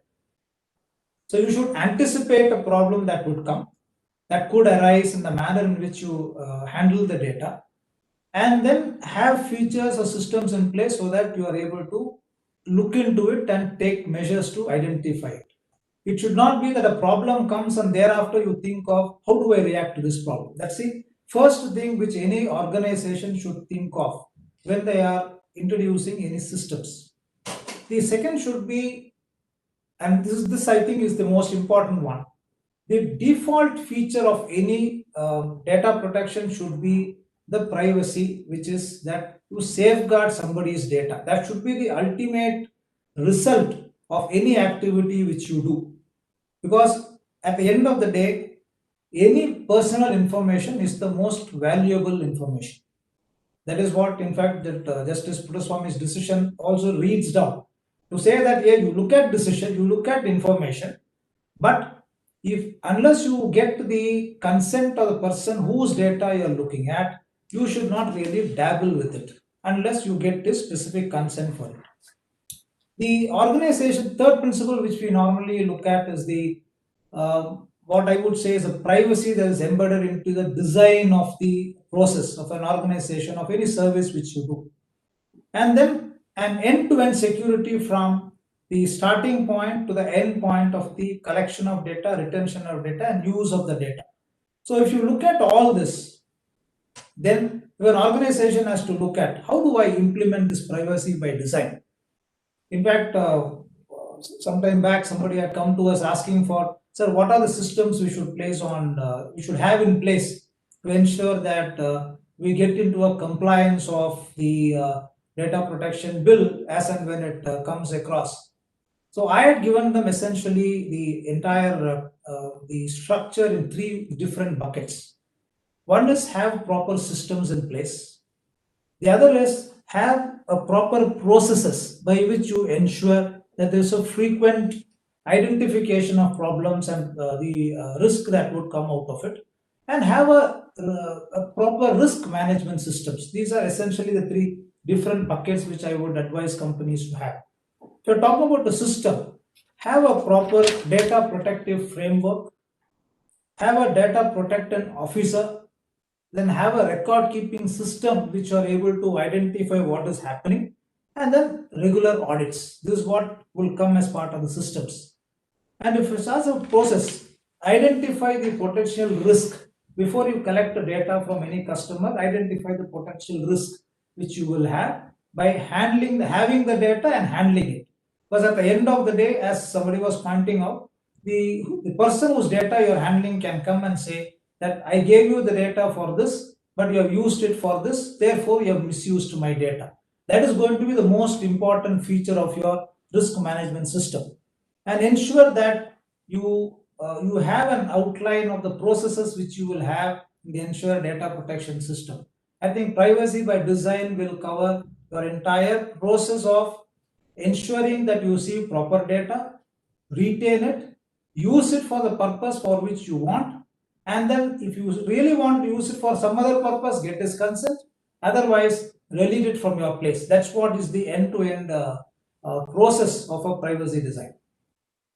Thank you, sir. I'll rally back to Mr. Shivdas with more questions on the PDP bill. Let me now bring on board Mr. Kumar. I've kept him waiting for quite some time. And I'll also introduce a new topic, which is the non-personal data governance report of 2020. Although a recommendation at this point of time, I believe that India seems to be the only country that wants to regulate non-personal data and have an authority in itself. And in fact, as we speak, there has been a matter that has traveled to the Delhi High Court and back insofar as the non-personal data governance report is concerned. But that is only for the extension of timeline insofar as submission of objections are concerned. But litigation has already started on the NPD governance report. There are classifications on NPD in terms of personal, sensitive and non-sensitive, and then of course there's community data, etc. And the biggest chunk of the lot and the biggest requirement there is also consent. Now, a data principal needs to provide consent even for anonymization of data and usage of such anonymized data in the NPD governance. What are your views on this, sir? Thanks, everyone, and thanks for giving me the opportunity. I hope I'm audible. Yes, yes. Okay. So I think like Justice Sri Krishna has mentioned. Okay, so just a disclaimer: the views expressed are my own and doesn't subscribe to my organization. That's something which we have to mandatorily say. But I think from a consent standpoint, let us, as Justice Sri Krishna said. Uh, when we look at consent part, if you're basically using my data, then definitely we'll have to, secure a particular consent, when it comes to non-personal data, from a healthcare standpoint, whatever data that we actually collect, it is, it's completely sensitive personal, information that is actually there. And if you're saying that for everything we would have to get a consent for every action, right? Of course, the appropriateness as when we need to get a consent is something which we need to debate. What are the various scenarios? Everything has to be, everything has to be clearly explained. At this point in time, all we know is basically a consent manager that will be there, and for every action of a data that is being shared from a patient to a doctor or from a doctor to another doctor requires my consent, will kind of overload the end subject also, or the data principle also, and will basically result in what is called as a consent fatigue. And because for everything, if I have to, because at one point in time, I would not know for what I'm actually approving or for what I'm actually giving a consent. So at this point in time, with the PDP not even implemented or the PDP not even coming to force, it is it is very early days to even discuss about the various corruption scenarios and how this would actually play out. But we feel that if the government would clearly come out of what are the various use cases, when they need to collect a consent for personal data, or which instances for non-personal data they have to get a consent, it will actually help us a little bit. Thank you, sir. I have another question, and this is for both Mr. Kumar and Dr. Akil. I'll start with you, Mr. Kumar. See, the NPT governance report seems to suggest that the data that is generated for something known as a purposive value, and purposive value, as I've read from a number of articles, seems to be if I want to increase the product or the services, or I want to better my product or the service, etc. Any such data that is generated for this purposive value now needs to be compulsorily shared with the with the government, or with the government related agency that is proposed under the governance report. And they use this data, and the ground for usage and sharing of this data seems to be societal improvement. I don't know what societal improvement actually means. The number of examples that are given in the NPT governance report seems to suggest that they are going to help people with disabilities, traffic signals can be improved, the layouts of the roads, etc., can be improved, and these are very basic sort of societal improvements that they seem to be talking about. But how does this actually impact your company's role in terms of compulsorily licensing this data out to the agency? Because at the end of the day, this is data that you have created on your own, and at some point of time you have an IPR for that data. So how do you view this in terms of compulsory licensing? Yeah. So I will take this question. See, we generate a lot of sensitive personal data. So a lot of health identifiers are actually there, diagnosis, symptoms, tremendous amount of data that we actually generate. So before sharing, to any other agency or even the government, right? We need to have a defined data set of what needs to be exchanged, right, or what needs to be basically shared. Today, unfortunately, in healthcare, we have guidelines that are actually there, but there are no actual standards of what data set. When you talk of an electronic medical record, or when you talk of a patient demographic record, or a lab report, or whatever it is, what data needs to be exchanged to this government agency, it's still not defined. So at this point in time, it would actually help us. So if it is going to improve the society, let's say even for the how this entire pandemic situation is playing out. Today all data are actually in silos, right? Because the treatment protocol, because so many millions of people are actually affected, and when treatment is actually being given, all these data that are actually recorded in the EMR stay in the EMRs. The government does not have a view of it. Okay, when we talk about societal improvement, the data, the certain aspects of data in the electronic medical records, can actually go into a central repository by which the government can actually have a look at it and understand, okay, these are the demographic of patients that have actually come in with these particular problems, and these have been the diagnosis or symptoms or the treatment protocols. That would actually help in unifying a treatment protocol, because today each and every healthcare provider or every state has a different treatment protocol for for COVID, right? So maybe for that purposes, it is very good for societal improvement, for the improvement of the citizens, for in basically responding to a crisis situation. But the data sets or the definition of what needs to be exchanged, and how it is going to be stored, how it is going to be encrypted, what are the other protection measures that they would actually take. Because ultimately we are custodians, or we are the data fiduciaries. We just, we just are custodians or data fiduciaries that are actually there. And the data principle, we basically just handle the data of the principle that is actually there. So at some point in time, we are also answerable for this data that we have actually generated, right?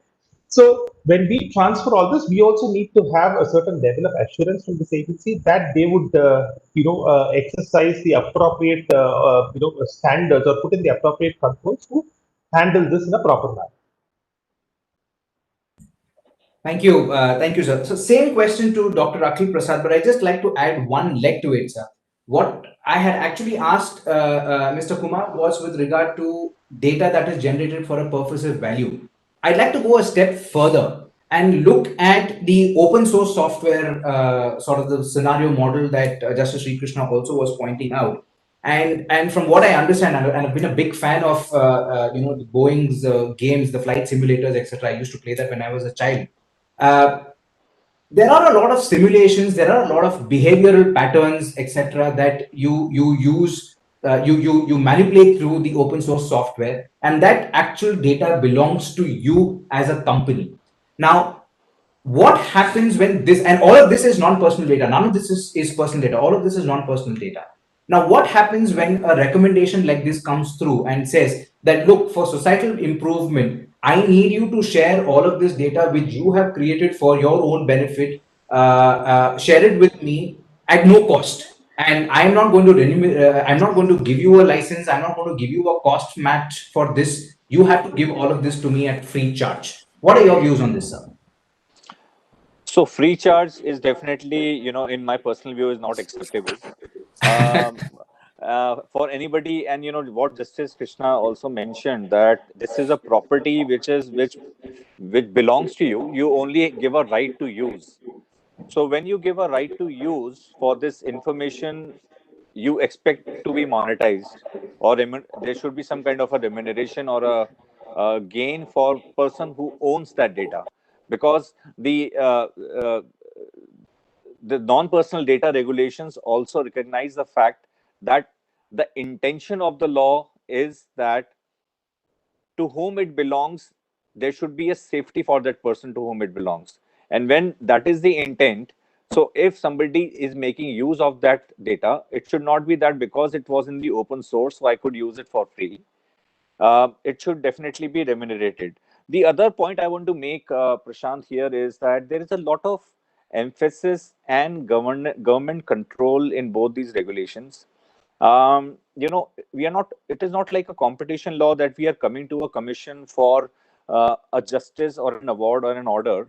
This is something which is something of a, it's a property. It's a property of a person, which may be in the form of a personal data or highly, sensitive data or a non-personal data.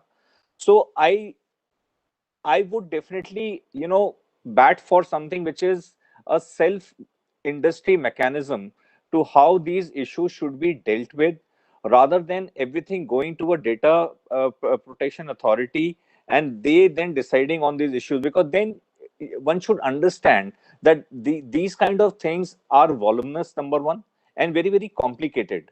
So how would something like this be dealt with by a DPA? Whether they would have that competency to deal with these kind of issues is something which definitely worries me. And especially when we are talking about something which is, a machine learning or an artificial intelligence, algorithm, and then blockchains and things like those, which even a person like me who's a lawyer is very difficult for me to understand. I'm sure DPA would be much better than what I am, but at least the industry would be in a better way to address these kind of issues. Let us try and make this a self-regulating mechanism, and if there is a dispute, we should definitely go to the government for adjudication of those disputes. But let's try and make it more simple so that it could be implemented effectively. Otherwise, it will become a, it's a big box. It's a big box with lesser clarity at the moment. Thank you, sir. Mr. Lakshminarayan, a similar question to you. You see, now with the NPD governance report, both, of course, personal data was always, or I wouldn't use the term own now that Justice Sri Krishna has mentioned, don't use the term own. But the personal data always belonged to a data principal. With the NPD governance report, non-personal data is also with the data principal. At some point of time, the company needs to have control over its data. When does that point come? If I'm playing a game, for instance, and if there's a behavioral study that is being done on the movement of my fingers, etc., or what games I choose to play, or what games I buy, etc., these are all information and data that is collected by your artificial intelligence, which monitors the game that is being played on. I have no idea that such information or such study is being carried on. Why then does the data belong to the data principal and not with the company? Thank you for this question, Prashant. I think this is again a question of debate. The ownership, what Mr. Sri Krishna was saying, I second this point. Here, the ownership has more orientation towards the responsibility than the incentive that we are going to talk about. The ownership could be the responsibility to ethically handle the data from both the parties, professionally handle it. That is very important. Then thinking about it is a ownership of a property and then try to get an incentive from it. The biggest problem is the governance of the data itself and how we are going to deal with the data, because the problem weightage is high in getting access and dealing with this data itself, rather than looking about how company is going to use, how are we going to even provide incentive to the data owner. Even in situation where we are going to feel that an incentive has to be given to the data principal, what is the means to measure? How will you even measure, first of all, how much has to be given? What is the way in which we can even calculate? There is nothing that is available in this world today. So I simply mean ownership. It is all about being more responsible and who has to rightfully handle it, how it has to handle. That's all from me. Thank you, sir. Last question to Dr. Akhil before I move to the next phase of this panel discussion, and we'll try and keep that session short. Dr. Akhil, do we actually need a separate regulator for NPD?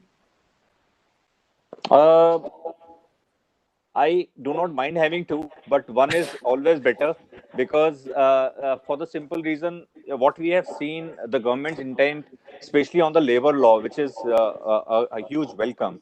They have consolidated all these various laws into broadly three laws. And when we have started, with an important issue on data privacy, it would have been better to have everything under one law, which makes it simpler.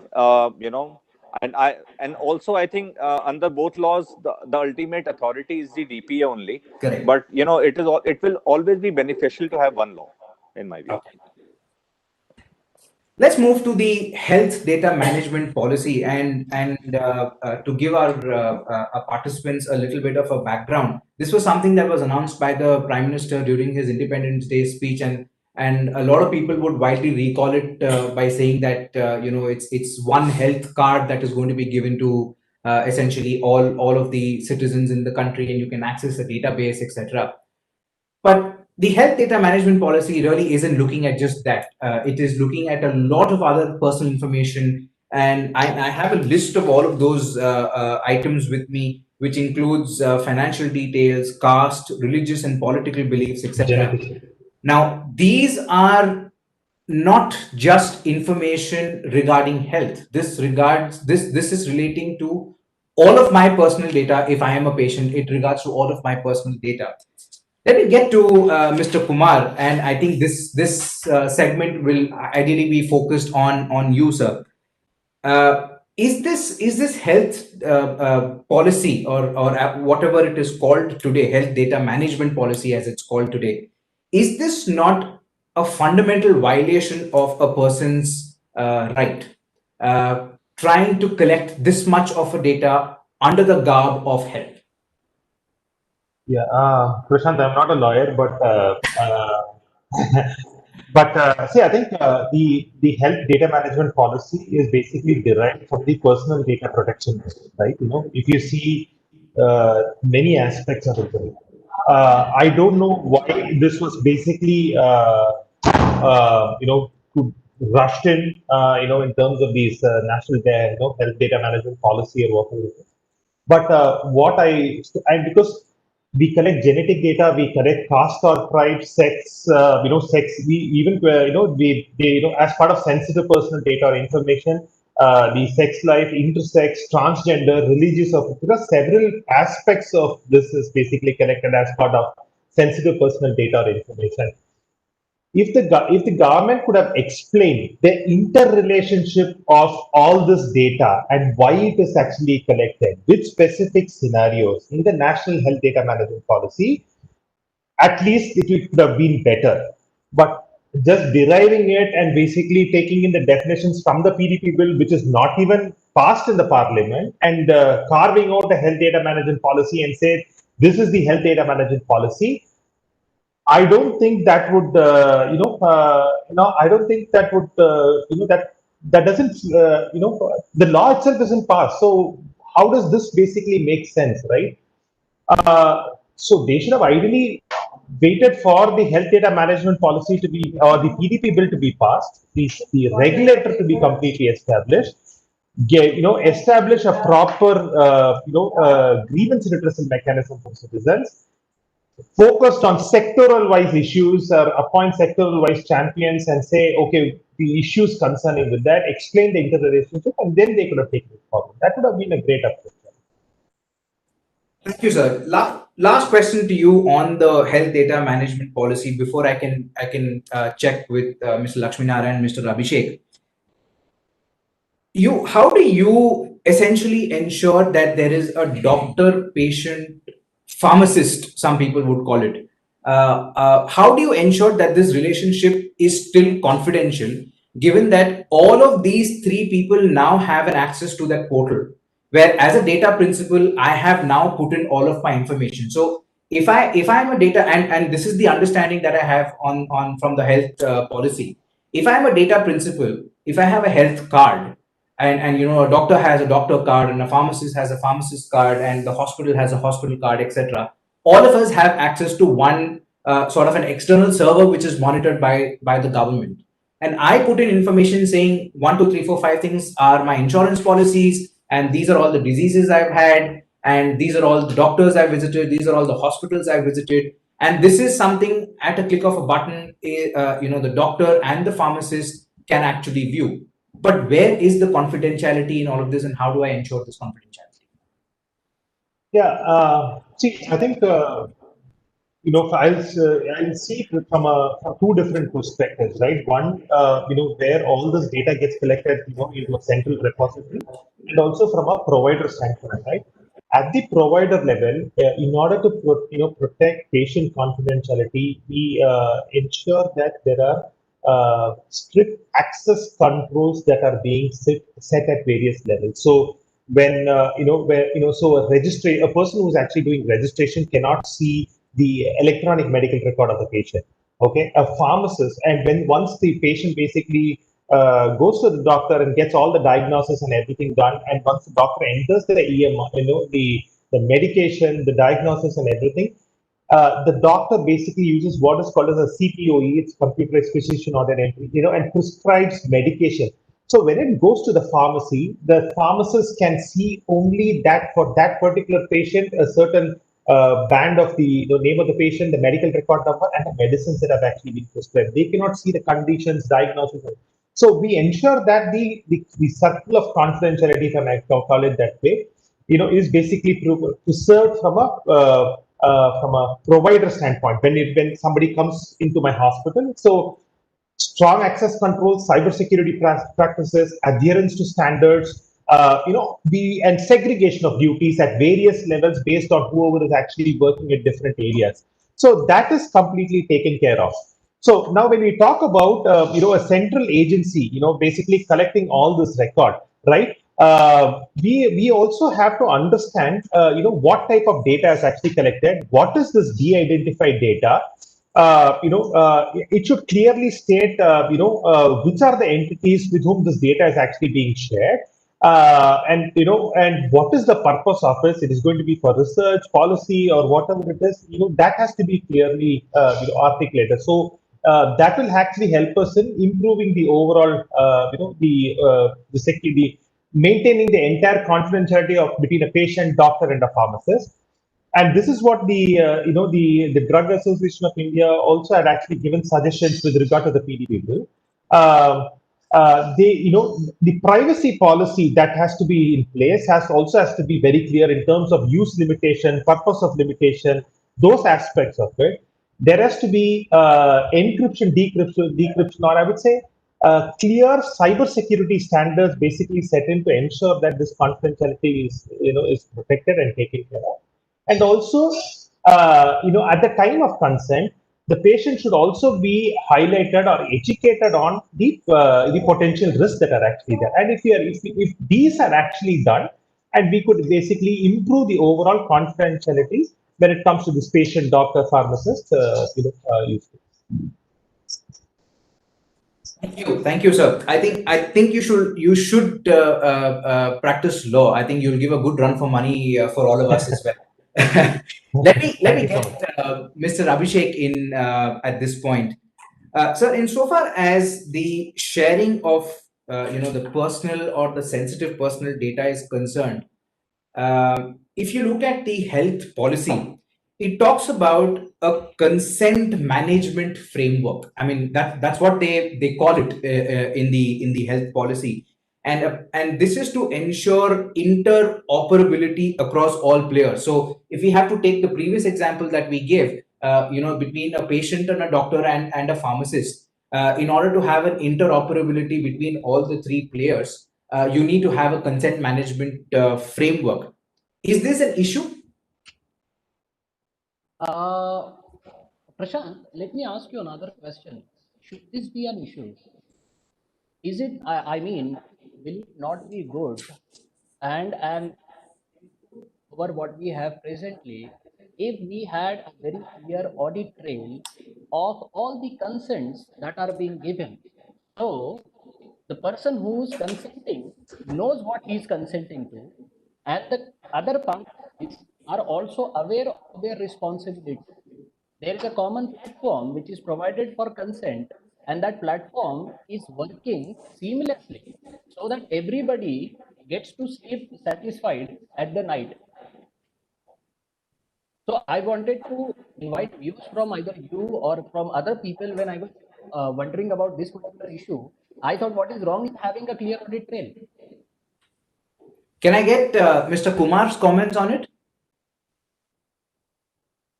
Sorry, I didn't get it. Sorry.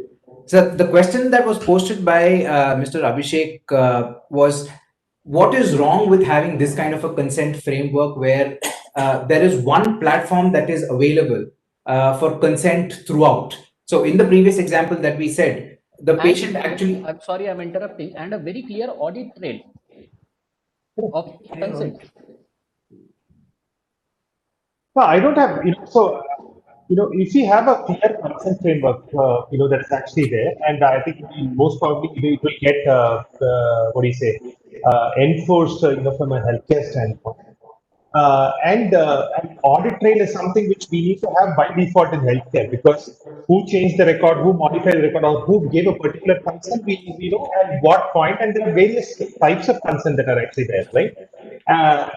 And consent is basically in healthcare scenarios, consent is taken at various points because based on the diagnosis for the patient. So, if we have a detailed audit trail and a proper consent framework, and we're good. The only thing is those mechanisms will be there. We'll have to also understand challenges. We'll also understand the scenarios that in which it is going to apply, and ensure that we recalibrate to make the process simpler, safer, and and ensure that it is secure also. Fair point. I second what Kumar was saying, recalibrate. That's a very good point that we were also talking about what about having taken consent once and continuously using it. It's not going to work. Consent has to be a continuous process or frequent process because the nature or the purpose why we are taking is likely to change. The technology that we are going to adopt is also likely to change. So in that case, taking consent from time to time would be a best practice. That could be one. And another one is always whenever we get back to the customer, it is always a good idea to say whether he wants to opt out of the consent. That is also very important. There is also going to be e-privacy regulation in the Europe, which is very, I think we will have another seminar for that also when it is going to be reflecting in India. You will very quickly see that even the technique of anonymization has to be informed to the customer. How the customer will understand what is the technique of anonymization? Nobody understands what is happening. So all those will become important. There is going to be a robust consent framework. Technologically, it is possible, but from general knowledge angle, who is going to give consent, he may not even understand why he is giving. Even today, that's the real situation. And I think things will change over time when, like how it has taken a long way to even gain some amount of IPR awareness in the country.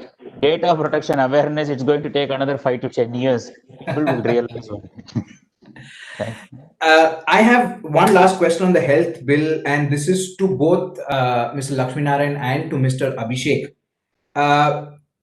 Sir, the collection of data for the purposes of creating this health ecosystem, as per the policy, and the policy is actually silent on this, so we have to assume that it is a negative. But can this actually be monetized or used for any commercial purposes? Can I use a data that, for instance, if a person, a patient sort of logs in on the system saying that I have so and so insurance policy, can another insurance company actually look at that data and say, look, this is what it is? Or can the same insurance company actually market to that same patient saying that you have taken this policy, but we'd like to offer you this policy? So that also acts as a marketing tool later on. So what are your thoughts on it? I would prefer to talk about not the insurance data, it's the health data itself for the Right. people who is giving out a lot of health information. There are even European government, including Indian government, they are making efforts for exchange of data for the digital transformation of the health system itself. And it is not always possible to do with government funded research or free research. Definitely, private companies will ask for the data set, and we need to provide such data set so that it helps in research as well as research planning for the people. One example is there was a news recently that the ECG data of one of the customers was useful in alerting that he is going to nearly die, and then he was saved. So although I am willing to give my data to the government for better ecosystem development, as long as the governance policies are in place, like how Kumar and Abhishek was mentioning, I think commercialization should be okay in my personal view. Mr. Abhishek? Yes, Yep. also to add on, uh, if I talk specifically about insurance industry, we are a highly regulated industry. So the products and cross-selling that you were mentioning is not really the forte of insurers in India, because we need to give a full disclosure about everything that we do to the statutory authorities. You would be aware that IRDAI has a very Correct. efficient system in place. So talking about seems highly unlikely as far as insurance industry is concerned. Thank you, sir. Let me get Mr. Shivdas to, I've kept him quiet for quite a long time. So let me get his comments on some of the questions that I have on the PDP bill, because that is ultimately the bedrock of all of these sort of policies and frameworks and regulations, etc. So the first question to you is, India's PDP bill is somewhat a mirror image of GDPR, and GDPR that way is quite comprehensive and practical, and it sort of applies to almost all jurisdictions because many players operate in and out of Europe. So is it therefore safe to say that companies that are already GDPR compliant will have an easier transition into the data protection framework in India? You see, fundamentally the principle which is to be followed between a global enactment and something that is seen across the countries, and then country specific enactment is that while broadly the principles may mirror image, but if in a specific country there are specific regulations, specific requirements, then the fact that you are following the GDPR principles outside does not automatically mean that you are compliant with the PDP bill here. That's the fundamental principle. I think all of us should be clear. It's something like, as I always keep saying, that in tax, for example, if you are having a transfer pricing policy in some country and then you keep following it, that doesn't mean that you are compliant with the transfer pricing regulations in India. So you have to look at the uniqueness of the transfer pricing regulations in India. That's one. Now I was trying to see what is the bill, the GDPR bill and then the data protection bill. There are some significant differences between the two. For example, your anonymization of data is not covered by the GDPR bill, whereas it is specifically covered by the personal data bill, and that specifically says that that will be permitted to be done by the government for better delivery of its services or formulation of certain policies. That's one significant difference which I was seeing between the two. Similarly, if you are talking about a cross-border transfer of data, then there in the other bill, that is a foreign bill, you have that can happen without the authorization of the relevant authorities. Whereas in the PDP bill, that cannot be done unless you have the specific consent of the data principal. That's two. There's this concept of consent manager, which we talked, which the Justice Sri Krishna was pointing out, is available in the PDP bill, whereas it is not there in the GPDR bill. Similarly, the data that is there, that is collected from a data principal, can be retained under the GPDR bill for a longer period of time. And they say it is for statistical purpose, it can be retained. Whereas under the PDP, it can be retained only with the consent of the data principal.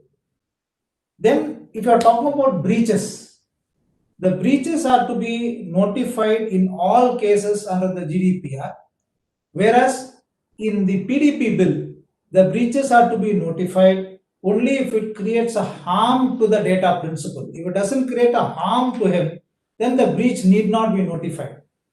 Now, similarly, the PDP bill significantly talks about any grievances to be addressed within a period of 30 days, which you don't have such a time limit in the GDPR bill. And similarly, you have the concept of an appellate tribunal here. You go and appeal to the appellate tribunal. Then the DPA also can have a look into the data breach. Thereafter, you go to the Supreme Court. So there's a hierarchy of authorities provided under the PDP Act. So to that extent, it is significantly, or at least these aspects, it is different. Therefore, my advice to the companies would be, don't assume that since you are compliant with the GDPR in the other countries, you are automatically compliant with the PDP law in India. Please look at the unique aspects of the PDP law, see whether you are compliant with it. Yes, what will help you when you are talking to the authorities is that I am generally compliant with the GDPR. Therefore, I expected that I am also compliant with the PDP.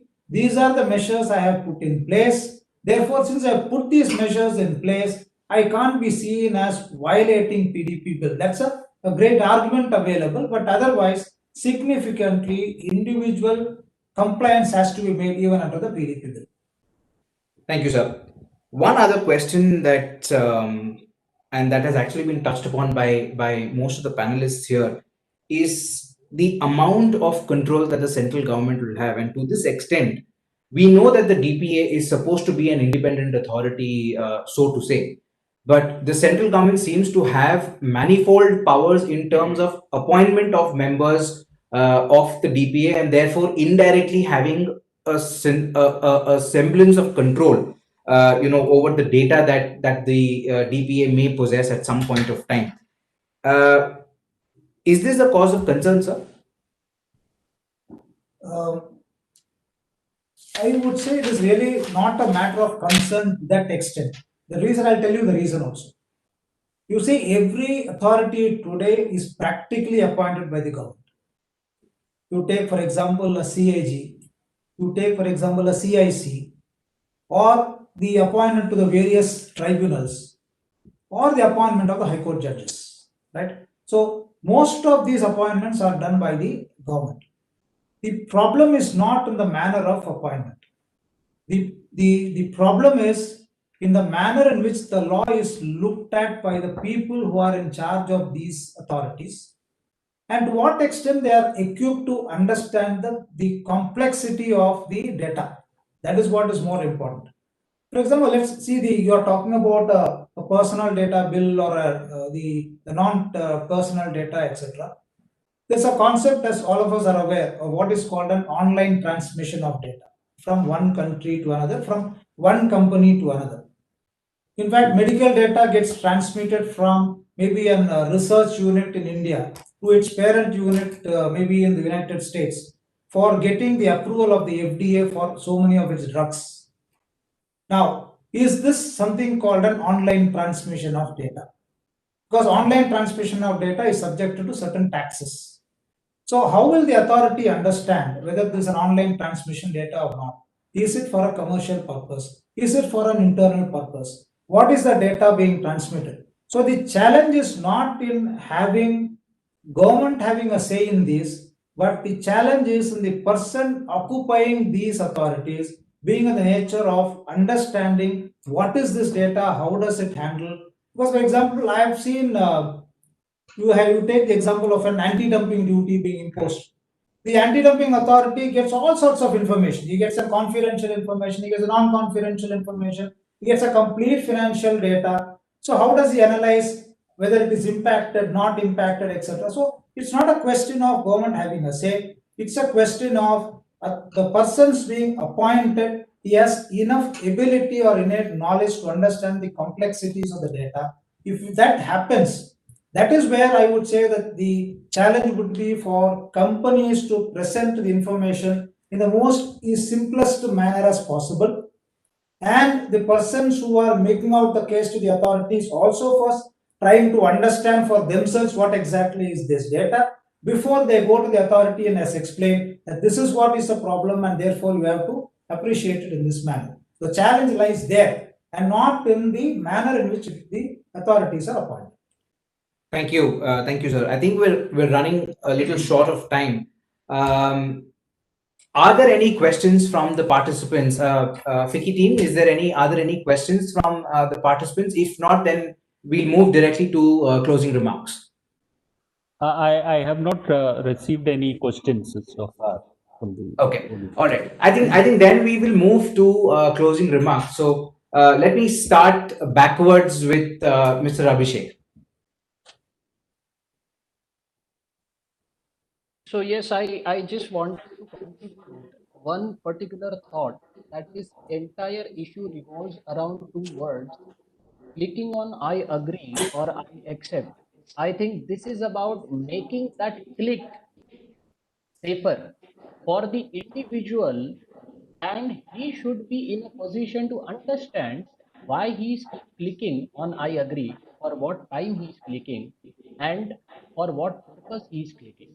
I think as a society, as establishment, and as entities, it is our responsibility that we owe to an individual to be transparent and honest with him. And when he clicks on I agree, he knows what he is getting into.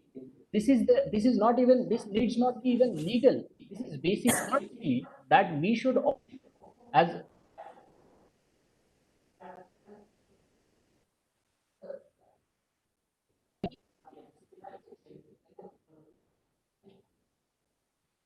I think, thank you, Abhishek. Let me go to Mr. Lakshmi Narayan right now and ask for his closing remarks on what he thinks the bill should be potentially, and what are the actual issues and how they can be ironed out.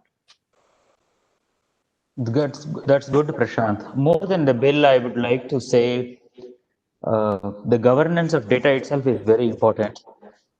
Although people are already coping up with GDPR regulations, the way the companies are internally managing, they need to be strengthened. If you ask even today, is there any data protection professional in the office? It's very rare to see. So it is time to build such departments who, like how Abhishek said, it's not just creating awareness outside, more awareness in risk handling inside is very, very important. When we handle data, we check what data is used, from where it is being taken, and then how it is being modified and where it is being applied. Plenty of data is available in the open source. Everybody must be willing to even contribute to the open source. That is also important. And then, of course, the open source data comes with enough terms and conditions. If the terms and conditions are conducive, the innovation will progress into greater heights. That is an important point that I thought is that I should make. Beyond this, as much as we care for any other awareness, we don't care for data protection awareness. When the employees are handling the data, earlier there were multiple levels of security were there. Who can access the personal data? Nowadays, there is a new technology which helps in converting the data into machine readable form. That means human beings cannot understand at all what is there in the data set. At that level, technology is improving. We have to start embracing technology in the governance of, that's what Dr. Shivadas was also mentioning, in governance of the risks. All the new employees, it's not just customers outside, new employees also should be given orientation about how data should be handled, because AI is everywhere. Every campus fresher who joins the company will deal with personal data, non-personal data, all kinds of data. We have to sensitize even the employees in how they are handling the data. Multiple levels of security, they are already in place in most of the companies, but importantly, those who are the Indian companies who are yet to really progress into handling data governance really very well, I think they should all gear up and start doing it so that it doesn't take much time, but very quickly, even public also will start getting awareness only when companies cope up very well. That's my honest suggestion. Thank you, sir. Dr. Akhil, your final thoughts on what this bill should ideally be. I'm told this is going to be placed before the Parliament during the budget session next year.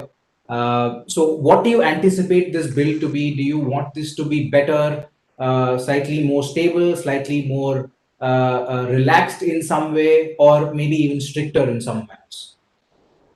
See, I would like to see that there is more clarity on how data should be protected.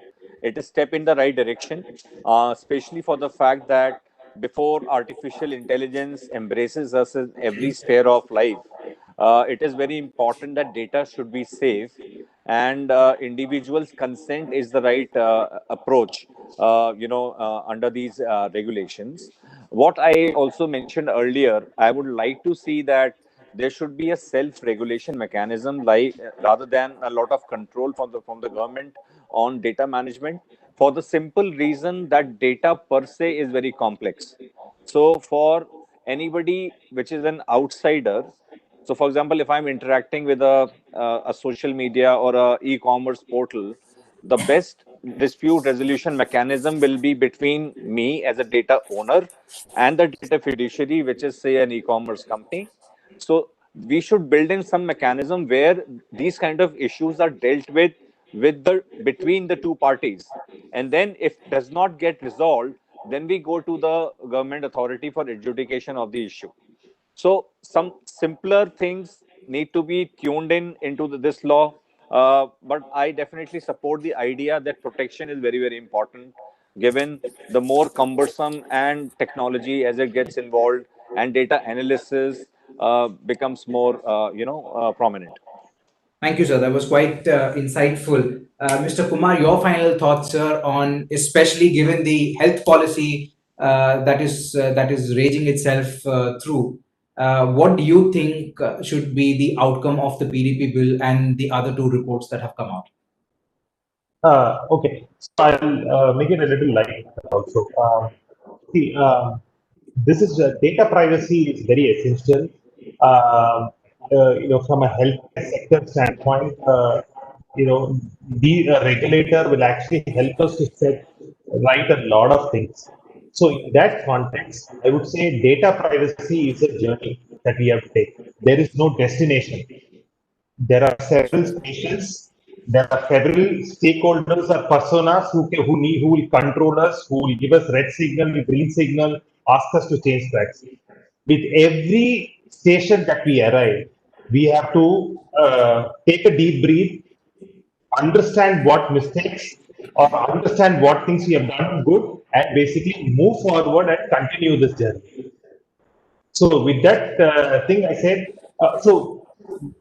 keeping this in mind, I strongly feel that this is something which is happening very good for the entire country. So both the state, citizens, as well as the traders or the business should all come together and make this initiative a grand success. Thank you, Mr. Kumar. Final thoughts from Mr. Shivdas on what he thinks the law should be, on how both companies and citizens need to get accustomed to it, and what are the challenges ahead. See, at the end of the day, it is my data that is important. That's the first thing. Whatever the companies may do, the data principle is going to be the king of this entire episode. Therefore, I would suggest that be it the government, be it the companies, irrespective of their scale, they should put themselves in the shoes of the data principle and see how best his data is protected. Number one. Number two, I think there should be greater awareness that is being made to a data principle as to why the data is collected from him and for what purpose it will be used for, so that the data principle knows to what extent he can give this information.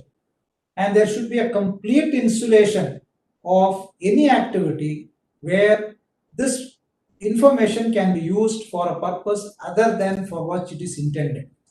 If that purpose is not served, then I think every participant in this journey will get into a problem, because the whole intention of PDP is only to safeguard this interest. It's something like similar to what we see in the Consumer Protection Act. The consumer is the king of this entire episode. the consumer has to be aware of what his rights and responsibilities are, especially the rights. Therefore, in a PDP, the companies have to reorient themselves to ensure that they are in line, having systems in place by which the data principles information is kept with the most security and used for whatever purpose it is intended. If that is ensured by the companies, be it for health sector, non-health sector, whoever it is, then I think PDP will serve its purpose. Otherwise, PDP is really going to be a challenge for the companies for implementation. Thank you, sir. I think the unanimous vote today has been that a data protection law is required, that privacy is essential. But I think there are challenges on both fronts, from the sectoral fronts, from behavioral patterns, from other regulator issues, and of course the central government having a number of issues. But like Justice Sri Krishna pointed out, I think the citizen should come first, and then the other interests should be put in place. Thank you all. It was a wonderful session moderating all of you. It is a sheer privilege. Thank you, Dr. Rakil, Mr. Kumar, Mr. Lakshmi Narayan, Mr. Abhishek, and of course, to Mr. Shivdas sitting beside me. We hope that the data protection bill will turn out to be as effective as it should be, and not like the other laws which have taken a turn after the widespread analysis. Thank you so much. Sheer pleasure. Back to FICCI and the team.